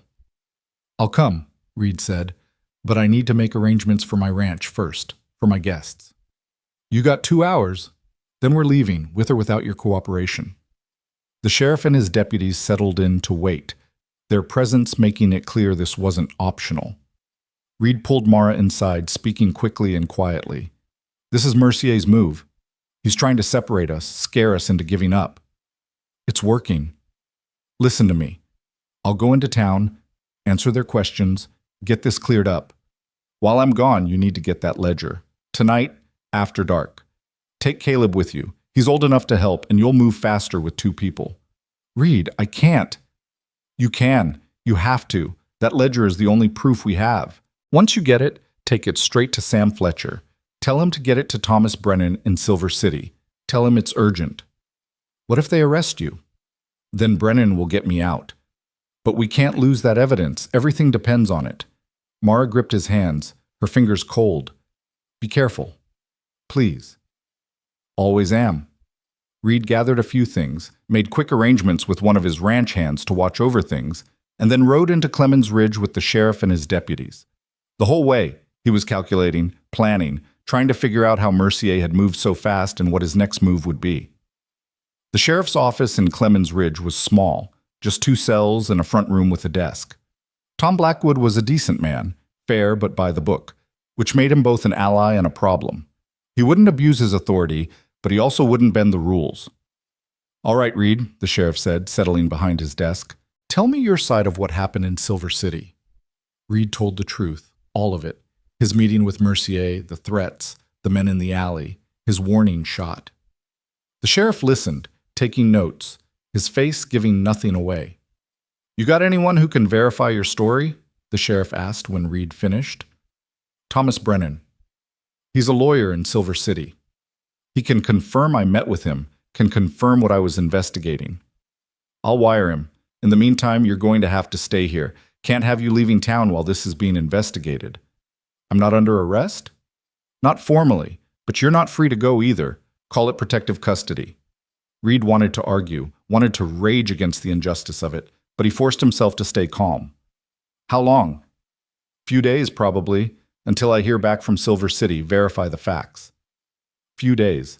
That should be enough time for Mara to get the ledger and get it to Brennan. Should be. Unless something went wrong. That night, locked in a cell that smelled of old sweat and desperation, Reed lay awake staring at the ceiling and praying that Mara would be safe, that she'd get Owen's ledger, that nothing would go wrong. But in his gut, he knew that something already had. Miles away at the ranch, Mara was making her own calculations. She stood at the window long after dark had fallen, watching the road for any sign of movement, any hint of danger. Junie was finally asleep after crying for Reed, and Caleb sat at the kitchen table pretending to read, but really just watching his mother with worried eyes. We're going into town, Mara said finally, her decision made. Caleb looked up. Now? At night? Yes, I need to get something, and we need to do it while it's dark. She moved to him, kneeling so they were eye level. This is important, Caleb. This is about your father, about clearing his name. Can you be brave for me? The boy's chin lifted, so much like Owen it made her heart ache. I can be brave. Good. Get your coat, warm clothes. We'll take the wagon. What about Junie? Mara looked toward the bedroom where her daughter slept. Taking Junie meant slower travel, more risk of her crying or making noise. But leaving her alone at the ranch, even for a few hours, was unthinkable. We take her with us. I'll wrap her warm and she can sleep in the wagon. They prepared quickly and quietly. Mara hitched Reed's gentlest horse to the small wagon, settled Junie into a nest of blankets where she barely stirred, and helped Caleb climb up beside her. The night was cold and clear, stars scattered across the sky like broken glass, the moon a thin crescent that gave just enough light to see by. The ride to Clemens Ridge took 2 hours. Mara kept the horse at a steady walk, avoiding anything that might wake Junie or attract attention. Beside her, Caleb sat silent and watchful, his small body tense with the responsibility she'd given him. Tell me about Papa, he said suddenly, about when he was working at the mine. Mara's throat tightened, but she welcomed the distraction from her fear. Your papa was the bravest man I ever knew. He wasn't afraid of hard work, wasn't afraid of speaking up when he saw something wrong. Is that why they said he was a thief? Because he spoke up? Yes. The people running the mine were cutting corners, making things dangerous for the workers. Your papa documented everything, tried to make them fix it. They didn't like that. So they lied about him. Yes. Caleb was quiet for a moment. Mr. Holloway believes Papa was good. He does. Do you think Mr. Holloway will come back, or will he disappear like Papa did? The question hit Mara like a physical blow. She pulled the wagon to a stop, turning to face her son in the darkness. Caleb, your Papa didn't disappear. He died trying to save people. That's not the same thing. But he's still gone, and now Mr. Holloway's gone too. Reed will come back, he promised. But you can't know that, not for sure. Mara wanted to argue, to promise with certainty that Reed would return, but she'd learned the hard way that the world didn't care about promises. No, she said honestly. I can't know for sure, but I believe he will. And sometimes belief is all we have. They continued toward town, arriving just after midnight. Clemens Ridge was dark and silent, most people long since in bed. Mara guided the wagon to the edge of town, near the church, but not too close, and set the brake. Stay here with Junie, she told Caleb. Keep her quiet if she wakes. I'll be back as soon as I can. I should come with you. No, I need you here, protecting your sister. Can you do that? Caleb nodded, his face pale, but determined in the moonlight. Mara squeezed his hand once, then climbed down from the wagon, taking the small shovel she'd brought from Reed's barn. The church stood dark against the starlit sky, its white paint ghostly in the dim light. Mara moved quickly around to the back, counting her steps from the corner the way she'd memorized. 10 steps east, 5 steps north. There, half hidden by winter-dead grass, was the marker stone. Just a flat rock, nothing special, nothing that would draw attention. Mara knelt and began to dig. The ground was partially frozen, making the work harder than she'd anticipated. Her hands grew numb despite her gloves, her breath coming in white clouds, but she kept digging. 1 foot down. 2 feet. The shovel hit something solid. The wooden box was smaller than she remembered, wrapped in oilcloth to protect it from moisture. Mara pulled it free with shaking hands, brushing off the dirt, her heart pounding. Inside would be Owen's ledger, his careful documentation of every safety violation, every ignored warning, every corner cut. Inside would be the truth. Well, what do we have here? Mara's blood turned to ice. She spun around to find Gerald Morrison standing behind her, and he wasn't alone. 2 other men flanked him, both large and mean-looking in the moonlight. Mrs. Ellington, Morrison said, his voice oily with false concern. What are you doing out here at this hour? Digging up graves? Or perhaps digging up evidence? Mara clutched the box to her chest, her mind racing. This is none of your business, Mr. Morrison. Oh, but it is my business. See, I've been keeping an eye on you. Ever since Reed Holloway took you in, I've been watching. And when I heard he'd been arrested in Silver City for threatening a mine superintendent, I got to thinking, what would a desperate widow do if her protector was locked up? What might she try to retrieve? How did you know us? About the ledger? Come now, Mrs. Ellington. You think you're the only one with eyes and ears? The mine company's been looking for Owen's records since the day he died. They knew he kept copies of everything. They just didn't know where. Morrison smiled, showing too many teeth. But I've been patient. Knew eventually you'd lead me right to it. Mara started backing toward the wagon, but the 2 men moved to block her path. She was trapped. Give me the box, Morrison said, extending his hand. No. Mara, don't be foolish. You're a widow with 2 small children and no protection. Reed's in jail, probably going to stay there a good long while. You've got nowhere to go, no one to help you. Give me the box, and maybe I can convince the mine company to be merciful. Merciful? You mean like they were merciful to Owen? Like they were merciful when they let us starve rather than pay his death benefit? Morrison's expression hardened. Your husband was a thief who got what he deserved. Now give me that box before someone gets hurt. Mara looked at the men blocking her path, calculated her chances of breaking through, and knew they were almost 0. But she also knew that if she gave up Owen's ledger, gave up the only evidence they had, then everything Reed had risked would be for nothing. Her husband's name would stay tarnished forever. Her children would grow up carrying that shame. She turned and ran. Not toward the wagon, where Caleb and Junie were vulnerable, but toward the church itself, toward the main street, toward anywhere there might be people or witnesses. Her boots slipped on the frozen ground, and she nearly fell, But she kept running, clutching the box like it was her children's future, which it was. She heard Morrison shouting behind her, heard heavy footsteps pursuing, but she didn't look back. The main street was ahead, just 100 yards. If she could just reach it.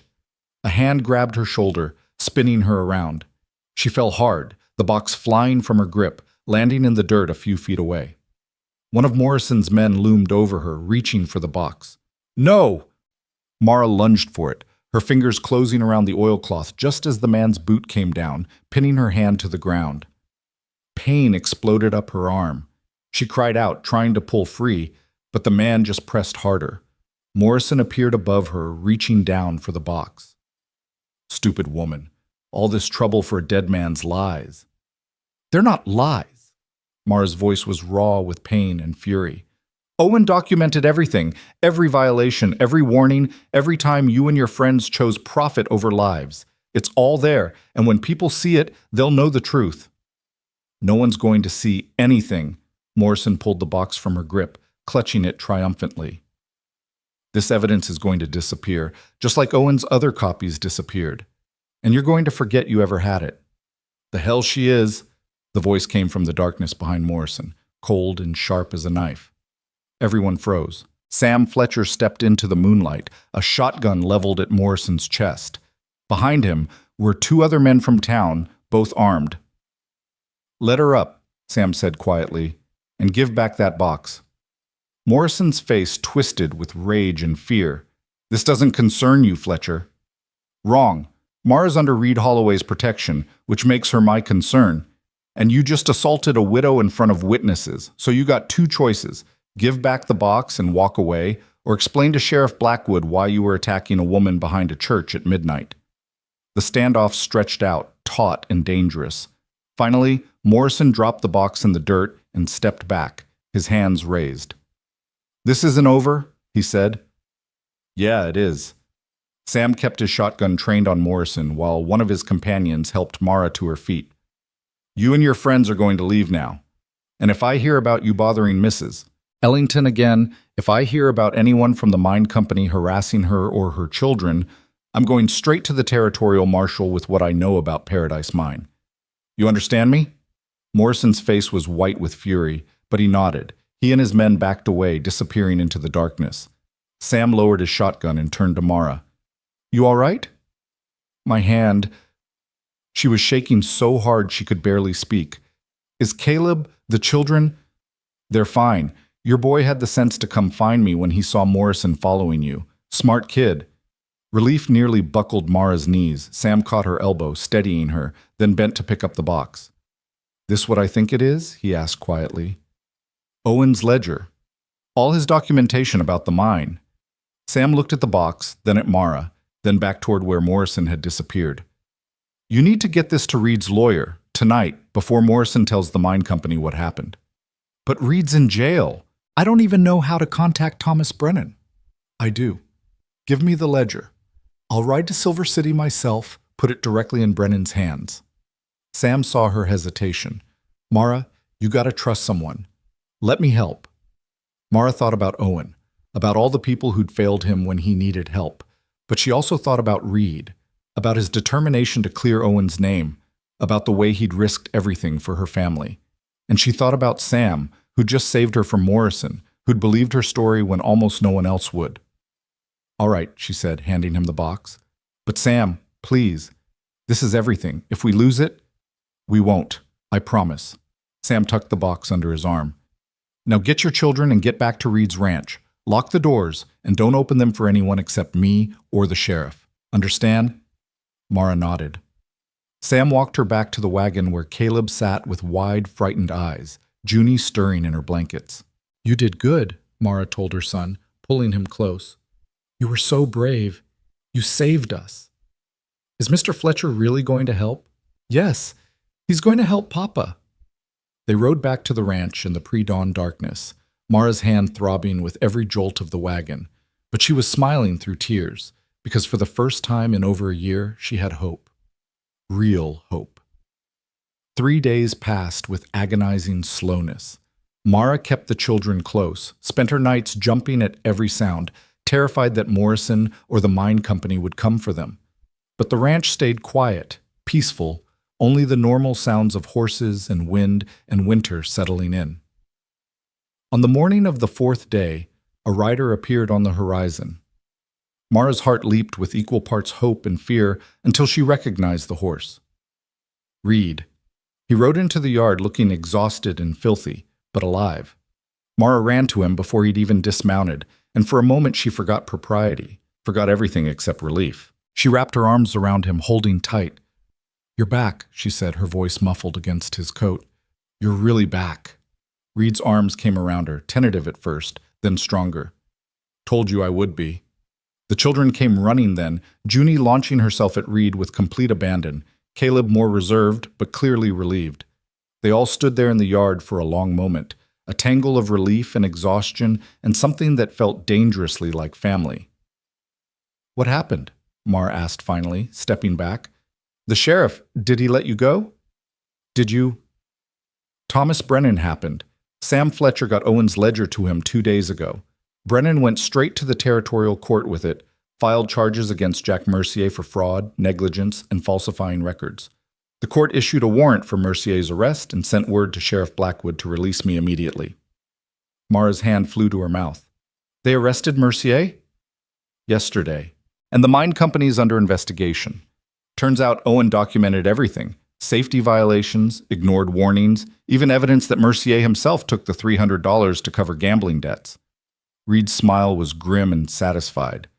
"Your husband was meticulous. Every complaint, every conversation, every violation, all dated and detailed. It's damning evidence." "So Owen's name is cleared, officially. The court issued a statement this morning exonerating Owen Ellington of all charges, said he died a hero trying to save lives." Reed's voice roughened with emotion. "Your husband's death benefit is being reinstated, plus additional compensation for the year of hardship you endured, and the mine company's being fined for negligence." Mara felt her knees give way. Reed caught her, guiding her to sit on the porch steps. She was crying, great gasping sobs of relief and grief and vindication all mixed together. "He was good," she kept saying. "He was good, and now everyone knows. Everyone knows." Reed sat beside her, one arm around her shoulders while she cried. The children pressed close, Caleb trying to be brave, but with tears streaming down his face, Junie crying because everyone else was crying without fully understanding why. When Mara finally composed herself, she found Reed watching her with an expression she couldn't quite read. "There's more," he said quietly. "More." The investigation into Mercier led them to look at other mine company operations. Turns out Paradise Mine wasn't the only place where corners were being cut. The whole company's corrupt, top to bottom. The territorial governor's shutting them down, revoking their licenses. It's causing a scandal all the way up to Washington. Mara tried to process this. Owen's documentation hadn't just cleared his name. It had exposed a massive corruption scheme. Her husband's careful record-keeping, his insistence on truth, had brought down an entire corrupt operation. "He'd be proud," she said softly. "Owen. He'd be so proud that his records helped other miners, helped protect other families. He should be. He saved lives, Mara. Not just the day he died, but with what he left behind." They sat together on the porch steps as the sun climbed higher, the children playing nearby, and for the first time since Owen died, Mara felt like she could breathe. The weight of accusation and shame that had pressed on her for so long was finally lifted. But peace didn't come easily. That afternoon, riders came. Not Morrison or mine company thugs, but townspeople from Clemens Ridge. At first, Mara tensed, expecting trouble, but Reed recognized them and relaxed. "It's all right," he said. "They're here to help." The first to speak was Martha Hendricks, a stern-faced woman who ran the general store. She stepped forward, her expression uncomfortable. "Mrs. Ellington," she said, "we came to apologize. We believe the mine company's lies about your husband. We treated you and your children shamefully. We're sorry." Others echoed her words, their faces showing genuine remorse. They brought gifts, food, clothing for the children, even a small bag of coins collected from families in town. "We can't make up for the year you suffered," Martha continued, "but we'd like to try. Your family is welcome in Clemens Ridge. More than welcome. Mara couldn't speak past the lump in her throat. She just nodded, accepting their apologies, accepting their gifts, accepting the fact that sometimes people did change their minds when presented with truth. After the visitors left, Reed and Mara stood on the porch watching them go. Everything's different now, Mara said. Owen's name is cleared. We have money. We have the town's respect. She paused. I could rent a house in Clemens Ridge, start over properly. Reed felt something cold settle in his chest. Is that what you want? I don't know. I don't know what I want. Mara turned to face him. Reed, you've done so much for us. You've given us shelter, safety. You risked everything to clear Owen's name. But we can't stay here forever. We can't keep imposing. You're not imposing. We are. This is your home, your life. We've disrupted everything. Good. The word came out fiercer than Reed intended. This place needed disrupting. It needed life in it again. It needed noise and chaos and children running through it. Reed, stay. He caught her hands, holding them gently. Please, stay here. You and the children, not as guests, not as charity cases, but as family. Mara's eyes widened. What are you saying? Reed took a deep breath, knowing he was about to risk everything. I'm saying that these last few weeks, having you here, having the children here, it's woken something up in me that I thought died with Sarah. I'm saying that I've gotten used to hearing Junie's laugh and Caleb's questions, and your voice singing to them at night. I'm saying that when I was locked up in that cell, all I could think about was getting back here to you. To all of you. Reed, you don't have to. I know I don't have to. I want to. Reed squeezed her hands. Mara, I'm not asking you to forget Owen. I'm not trying to replace him. But I'm asking if maybe there's room in your life for something new. For someone who wants to take care of you and your children. Not out of duty or charity, but because I've come to... He swallowed hard. Because I've come to care for all of you. Mara was crying again, but smiling through the tears. I don't know how to do this. How to move forward. It feels like betraying Owen's memory. Owen would want you to be happy. Would want his children taken care of. Would want them growing up with someone who loves them. Reed paused. And I do love them, Mara. Somewhere along the way, I fell in love with your children. And with you. The words hung in the cold air between them. Mara stared at him, her face showing shock and fear, and something that might have been hope. I'm broken, she whispered. I'm damaged and scared, and I don't know if I have anything left to give. Then we'll be broken together. We'll figure it out together. Reed pulled her closer. I'm not asking for an answer today. I'm just asking you to think about it, about staying, about building something new here. Before Mara could respond, Junie came running around the corner, her face bright with excitement. Mama, Caleb found a bird's nest in the barn. Can we keep it? The moment shattered into ordinary life. Mara wiped her eyes, composed herself, and turned to her daughter. Let's go look at it together. But as they walked toward the barn, she reached back and took Reed's hand, holding it tight. That night, while the children slept, Reed and Mara sat by the fire talking. Really talking, for the first time since she'd arrived. She told him about her life with Owen, about their courtship and marriage, about the joy of having children and the terror of losing him. Reed told her about Sarah, about their dreams for the ranch, about the emptiness that had consumed him after her death. I never thought I'd feel anything again, Reed admitted. Never thought I'd want to. It hurt less to be numb. I know that feeling. But then I saw you and your children eating scraps in that alley, and something just broke open. Or maybe woke up, I don't know. All I know is that I couldn't walk away. I'm glad you didn't. Mara stared into the fire. Reed, I need time. I need to figure out who I am without being Owen's wife. I need to teach my children how to be happy again. I need time. I know. Take all you need. But I want you to know that I feel something too. Something that scares me because it feels like moving on, like leaving Owen behind.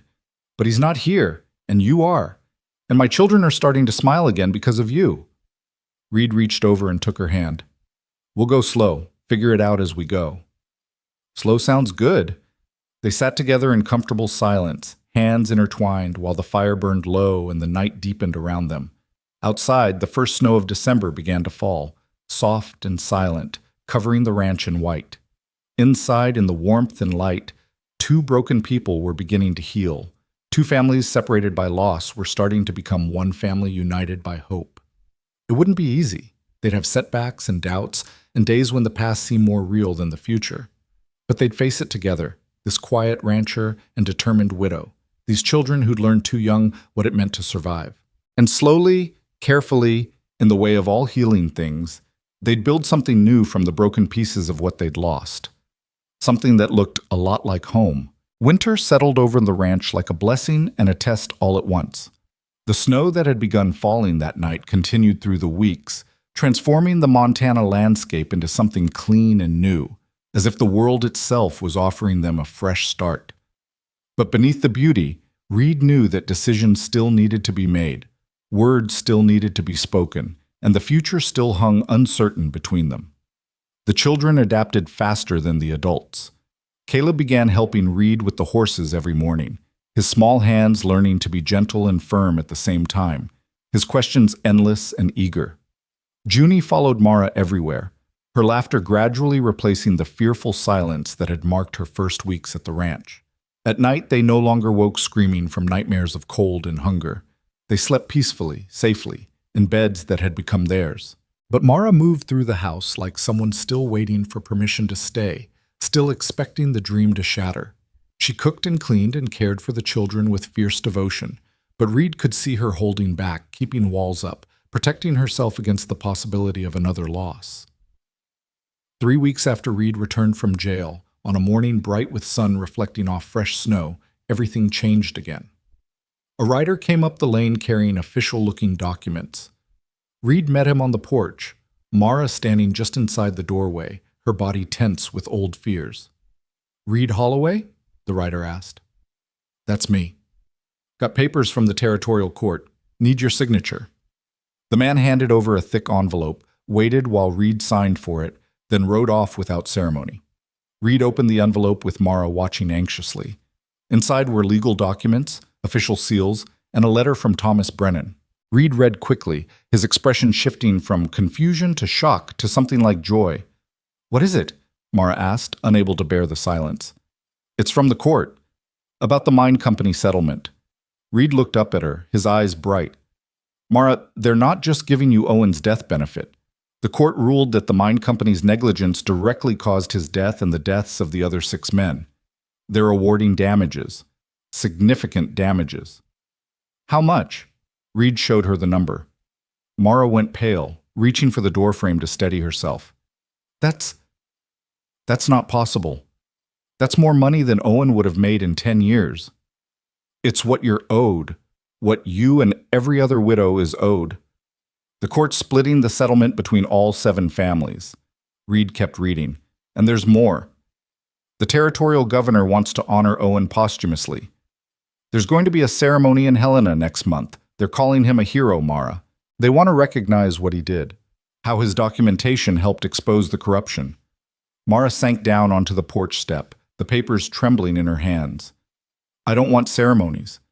I don't want recognition. I just want—" Her voice broke.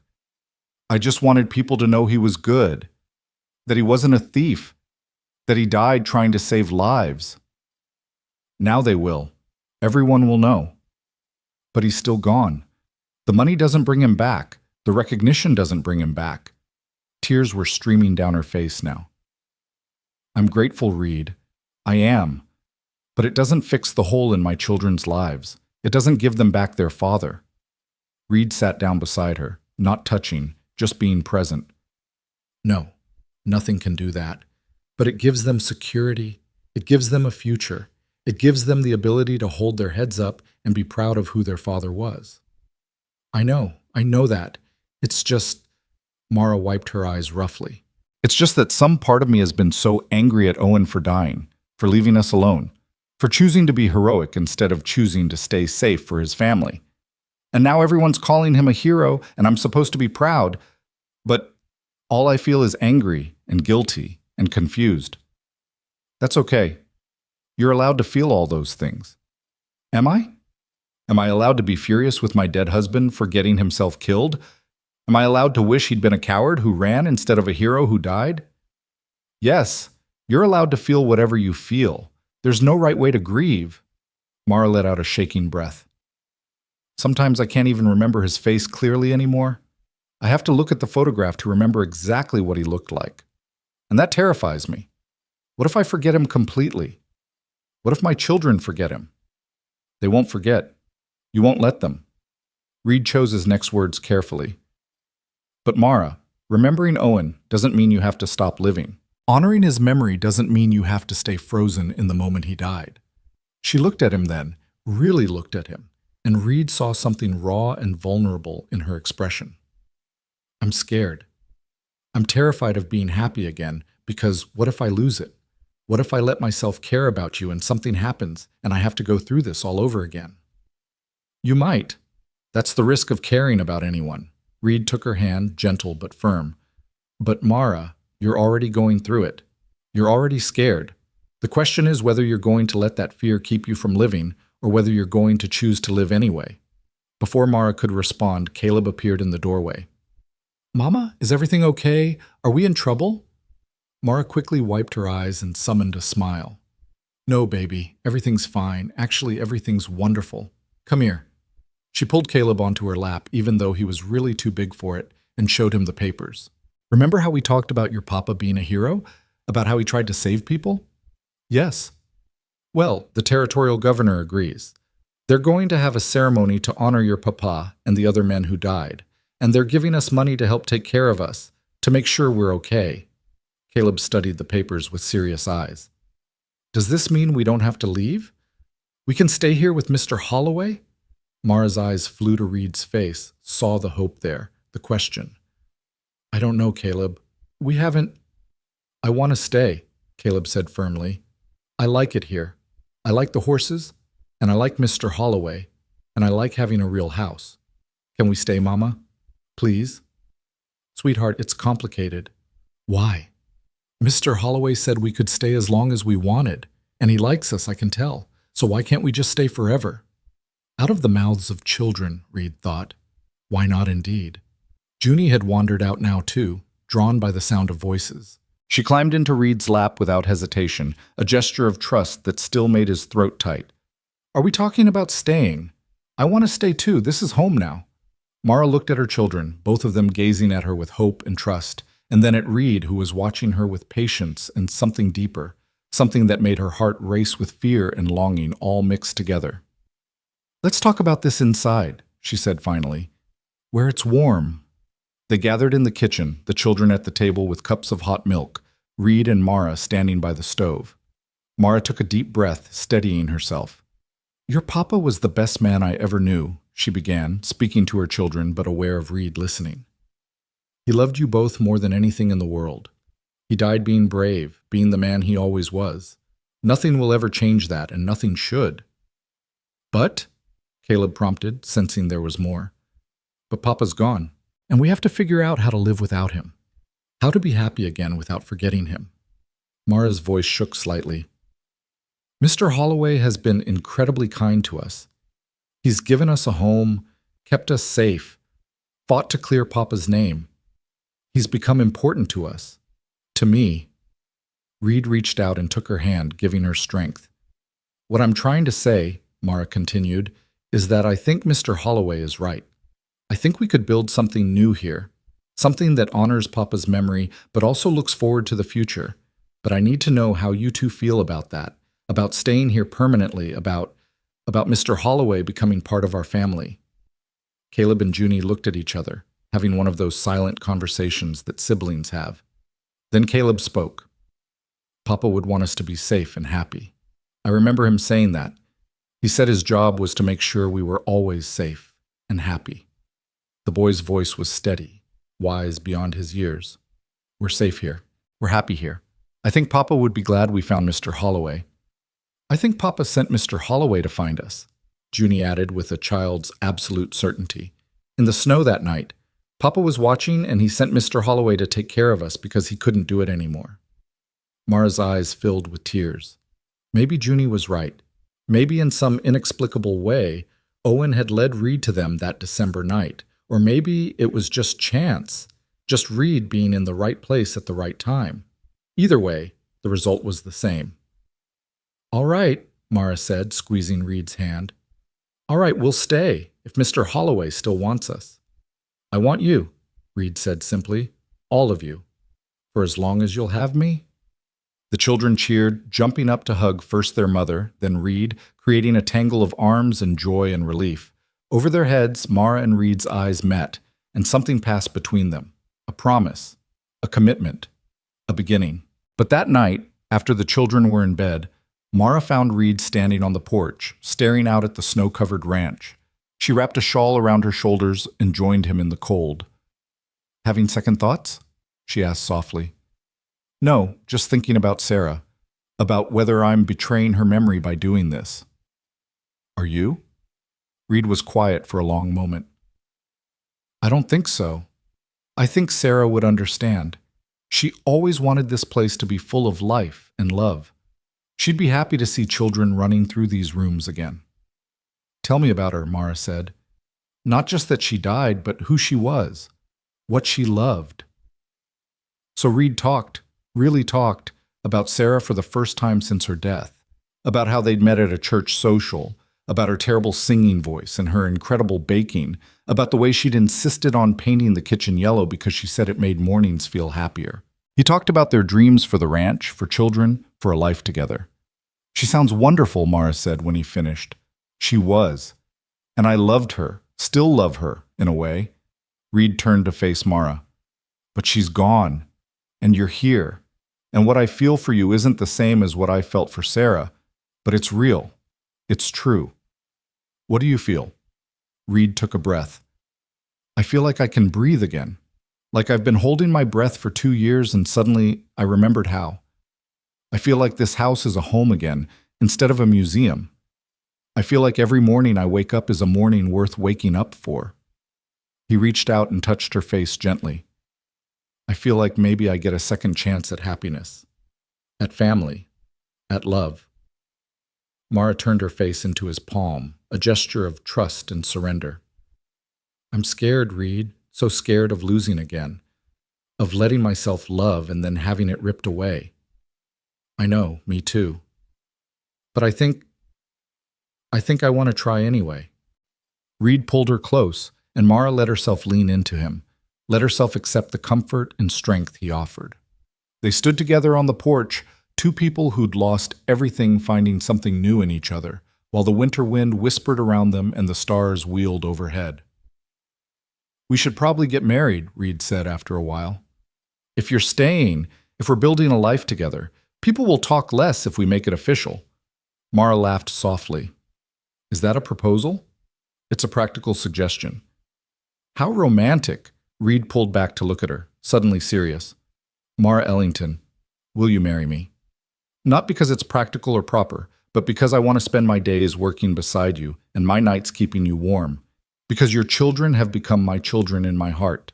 Because when I think about the future now, I can't imagine it without you in it." "Yes," Mara said, her voice breaking. "Yes, I'll marry you." They kissed then, gentle and tentative, like teenagers instead of two people who'd both been married before. It was sweet and careful and full of promise. The wedding took place 6 weeks later, on a cold February day that held the first hints of spring. Thomas Brennan came from Silver City to stand as Reed's witness. Sam Fletcher gave Mara away, and his wife Martha helped her into a simple blue dress that had been Sarah's but fit Mara like it was made for her. The ceremony was held in the church in Clemens Ridge, the same church where Mara had buried Owen's ledger. The town turned out in force, no longer suspicious or judgmental, but genuinely happy to witness this union. The children stood beside their mother, Caleb solemn and proud in a new suit, Junie scattering wildflowers she'd insisted on bringing even though it was winter. When Reed and Mara exchanged their vows, speaking promises of love and loyalty and partnership, there wasn't a dry eye in the church. This wasn't just a marriage, it was a resurrection. Two people who'd been buried by grief digging their way back to life. The reception was held at the ranch, neighbors and friends crowding into the house that had stood empty for so long. There was food and music and laughter, and for the first time in years, the Holloway Ranch felt the way it was meant to feel, alive. Late in the evening, Reed found himself standing with Thomas Brennan by the fireplace, watching Mara dance with Caleb while Junie spun in dizzy circles nearby. "You did good," Brennan said, clearing Owen's name, giving his family a future, finding yourself a family in the process. "Couldn't have done it without you." "Maybe. But you're the one who wouldn't quit. You're the one who looked at a widow and her children eating scraps and decided to do something about it." Brennan raised his glass. "To stubbornness and compassion. May they always go hand in hand." Reed clinked his glass against Brennan's, but his eyes were on Mara. She looked up then, as if feeling his gaze, and smiled at him across the room. A smile full of joy and peace and hope. Later, after the guests had left and the children were asleep, Reed and Mara stood together in the bedroom that was now theirs. Their wedding night felt both momentous and ordinary, weighted with significance, but also comfortable, easy, right. "I never thought I'd be here," Mara said, looking around the room that had been Sarah's, that was now hers. "Never thought I'd feel safe again, feel happy again." "Neither did I." She turned to face him. "I want you to know something. This doesn't erase Owen. It doesn't mean I've forgotten him or that he doesn't matter anymore. I know. But it does mean I'm choosing to live again, to love again, to believe in the future again." She took his hands. "Thank you for making that possible. Thank you for letting me." They came together then, two broken people made whole not by forgetting the past, but by choosing to build a future anyway. In the darkness of that February night, in the house that had known so much loss, love bloomed again, different than before, but no less real. Spring came early that year, as if the land itself was eager to shake off winter's grip. The snow melted, revealing brown grass that would soon turn green. Birds returned, building nests in the barn and trees, and in the pasture, 4 mares gave birth to foals that Caleb and Junie helped Reed care for with gentle, careful hands. Life settled into a rhythm on the Holloway Ranch. Reed worked the horses. Mara kept the house and garden. The children grew stronger and more confident with each passing day. They were becoming a family in the truest sense, not bound by blood, but by choice, by shared hardship, by love that had been tested and proven true. One warm April morning, Reed found Mara standing at the kitchen window, her hand resting on her stomach, a secret smile on her face. "You all right?" he asked. "More than all right." She turned to face him, and he saw tears in her eyes, but they were happy tears. "Reed, I'm pregnant." For a moment, Reed couldn't breathe, couldn't think. Sarah had died in childbirth. His son had never drawn breath. The fear of losing another wife, another child, crashed over him like a physical wave. Mara saw it in his face and crossed to him quickly, taking his hands. "I know you're scared. I'm scared too. But Reed, this is a good thing, a blessing, a new life for our new family. What if something happens? What if I lose you the way I lost Sarah? Then you'll survive it, the way you survived losing Sarah, the way I survived losing Owen." She squeezed his hands. "But nothing's going to happen. I'm strong, I'm healthy, and we'll get the best doctor in the territory to be there when the time comes." But Reed pulled her close, holding her like she might disappear. "I can't lose you. I can't lose another family." "You won't. I promise." Mara pulled back to look at him. "This baby is a sign, Reed. A sign that life goes on, that joy can come after sorrow, that our family is growing, not ending." She was right. Reed knew she was right, but the fear lingered, a shadow over the joy he should have been feeling. The children were ecstatic when they were told. Junie immediately began planning what the baby would need, chattering endlessly about cribs and clothes and whether it would be a brother or sister. Caleb was more reserved but clearly pleased, already imagining teaching the baby about horses the way Reed had taught him. As Mara's pregnancy progressed through spring into summer, the town of Clemens Ridge rallied around them. Women brought baby clothes and advice. Men helped Reed expand the house, adding a nursery. The community that had once shunned Mara now embraced her as one of their own. In late May, there was a ceremony in Helena, as promised. The territorial governor posthumously honored Owen Ellington and the 6 other men who died in the Paradise Mine collapse. Mara, Reed, and the children traveled to attend, along with the other widows and families. It was a bittersweet day. The governor's speech was moving, calling Owen a hero who'd sacrificed his life to save others, and whose documentation had exposed corruption and made mines safer across the territory. A memorial was unveiled, 7 names carved in stone, Owen's among them. Caleb stood very straight throughout the ceremony, his hand in his mother's, his face solemn. When it was over, he walked to the memorial and touched his father's name. "I'm proud of you, Papa," he said quietly. "I'm proud you were brave, and I'm sorry I was angry at you for dying." Mara knelt beside him, tears streaming down her face. "Papa loved you so much, Caleb. He loved all of us, and he'd be so proud of the man you're becoming. Do you think he knows? About Mr. Holloway? About the baby?" "I think he knows, and I think he's happy we found someone to take care of us." That night, in their hotel room in Helena, Reed found Mara standing at the window, looking out at the city lights. "You okay?" he asked. "I was just thinking about Owen, about how proud he would have been today, how vindicated." She turned to face Reed. "And I was thinking about how lucky I am, that I got to love 2 good men in one lifetime, that Owen gave me Caleb and Junie, and you're giving me a new beginning." Reed crossed to her, wrapping his arms around her and the growing swell of their child. "I'm the lucky one. We both are."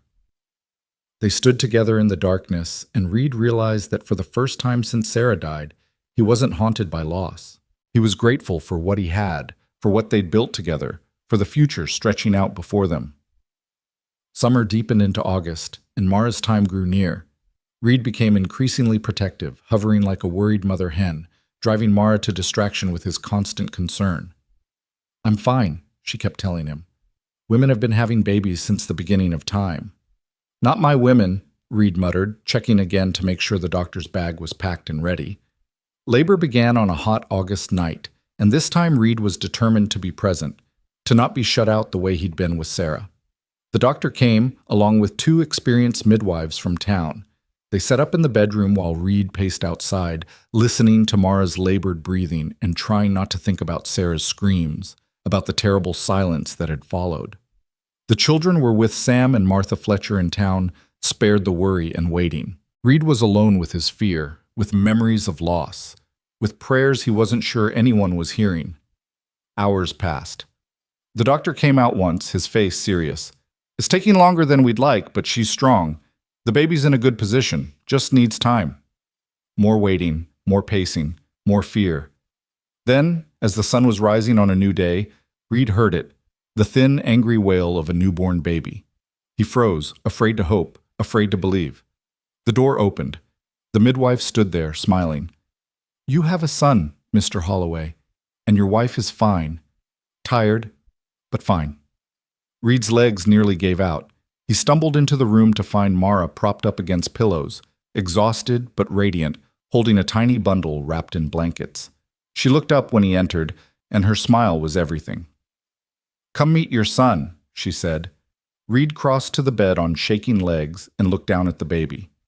He was perfect, tiny, red-faced, squalling with healthy lungs. Owen's son. His son. Their son. "He's beautiful," Reed managed. "He's loud," Mara said with a tired laugh. "Takes after his sister that way." The baby quieted as Reed carefully took him, cradling the impossibly small weight. The infant's eyes opened, unfocused and dark, and Reed felt something crack open in his chest, the last wall of grief and fear crumbling away, leaving only love. "What should we name him?" Mara asked. Reed thought about Owen, about Sarah, about all the people they'd loved and lost. "Owen," he said. "Owen Reed Holloway, after his mother's first husband who died a hero, after both his fathers." Mara's eyes filled with tears. "You mean that? You'd name our son after Owen?" "He was a good man who deserves to be remembered, and this way Caleb and Junie's father's name lives on." Reed looked down at the baby.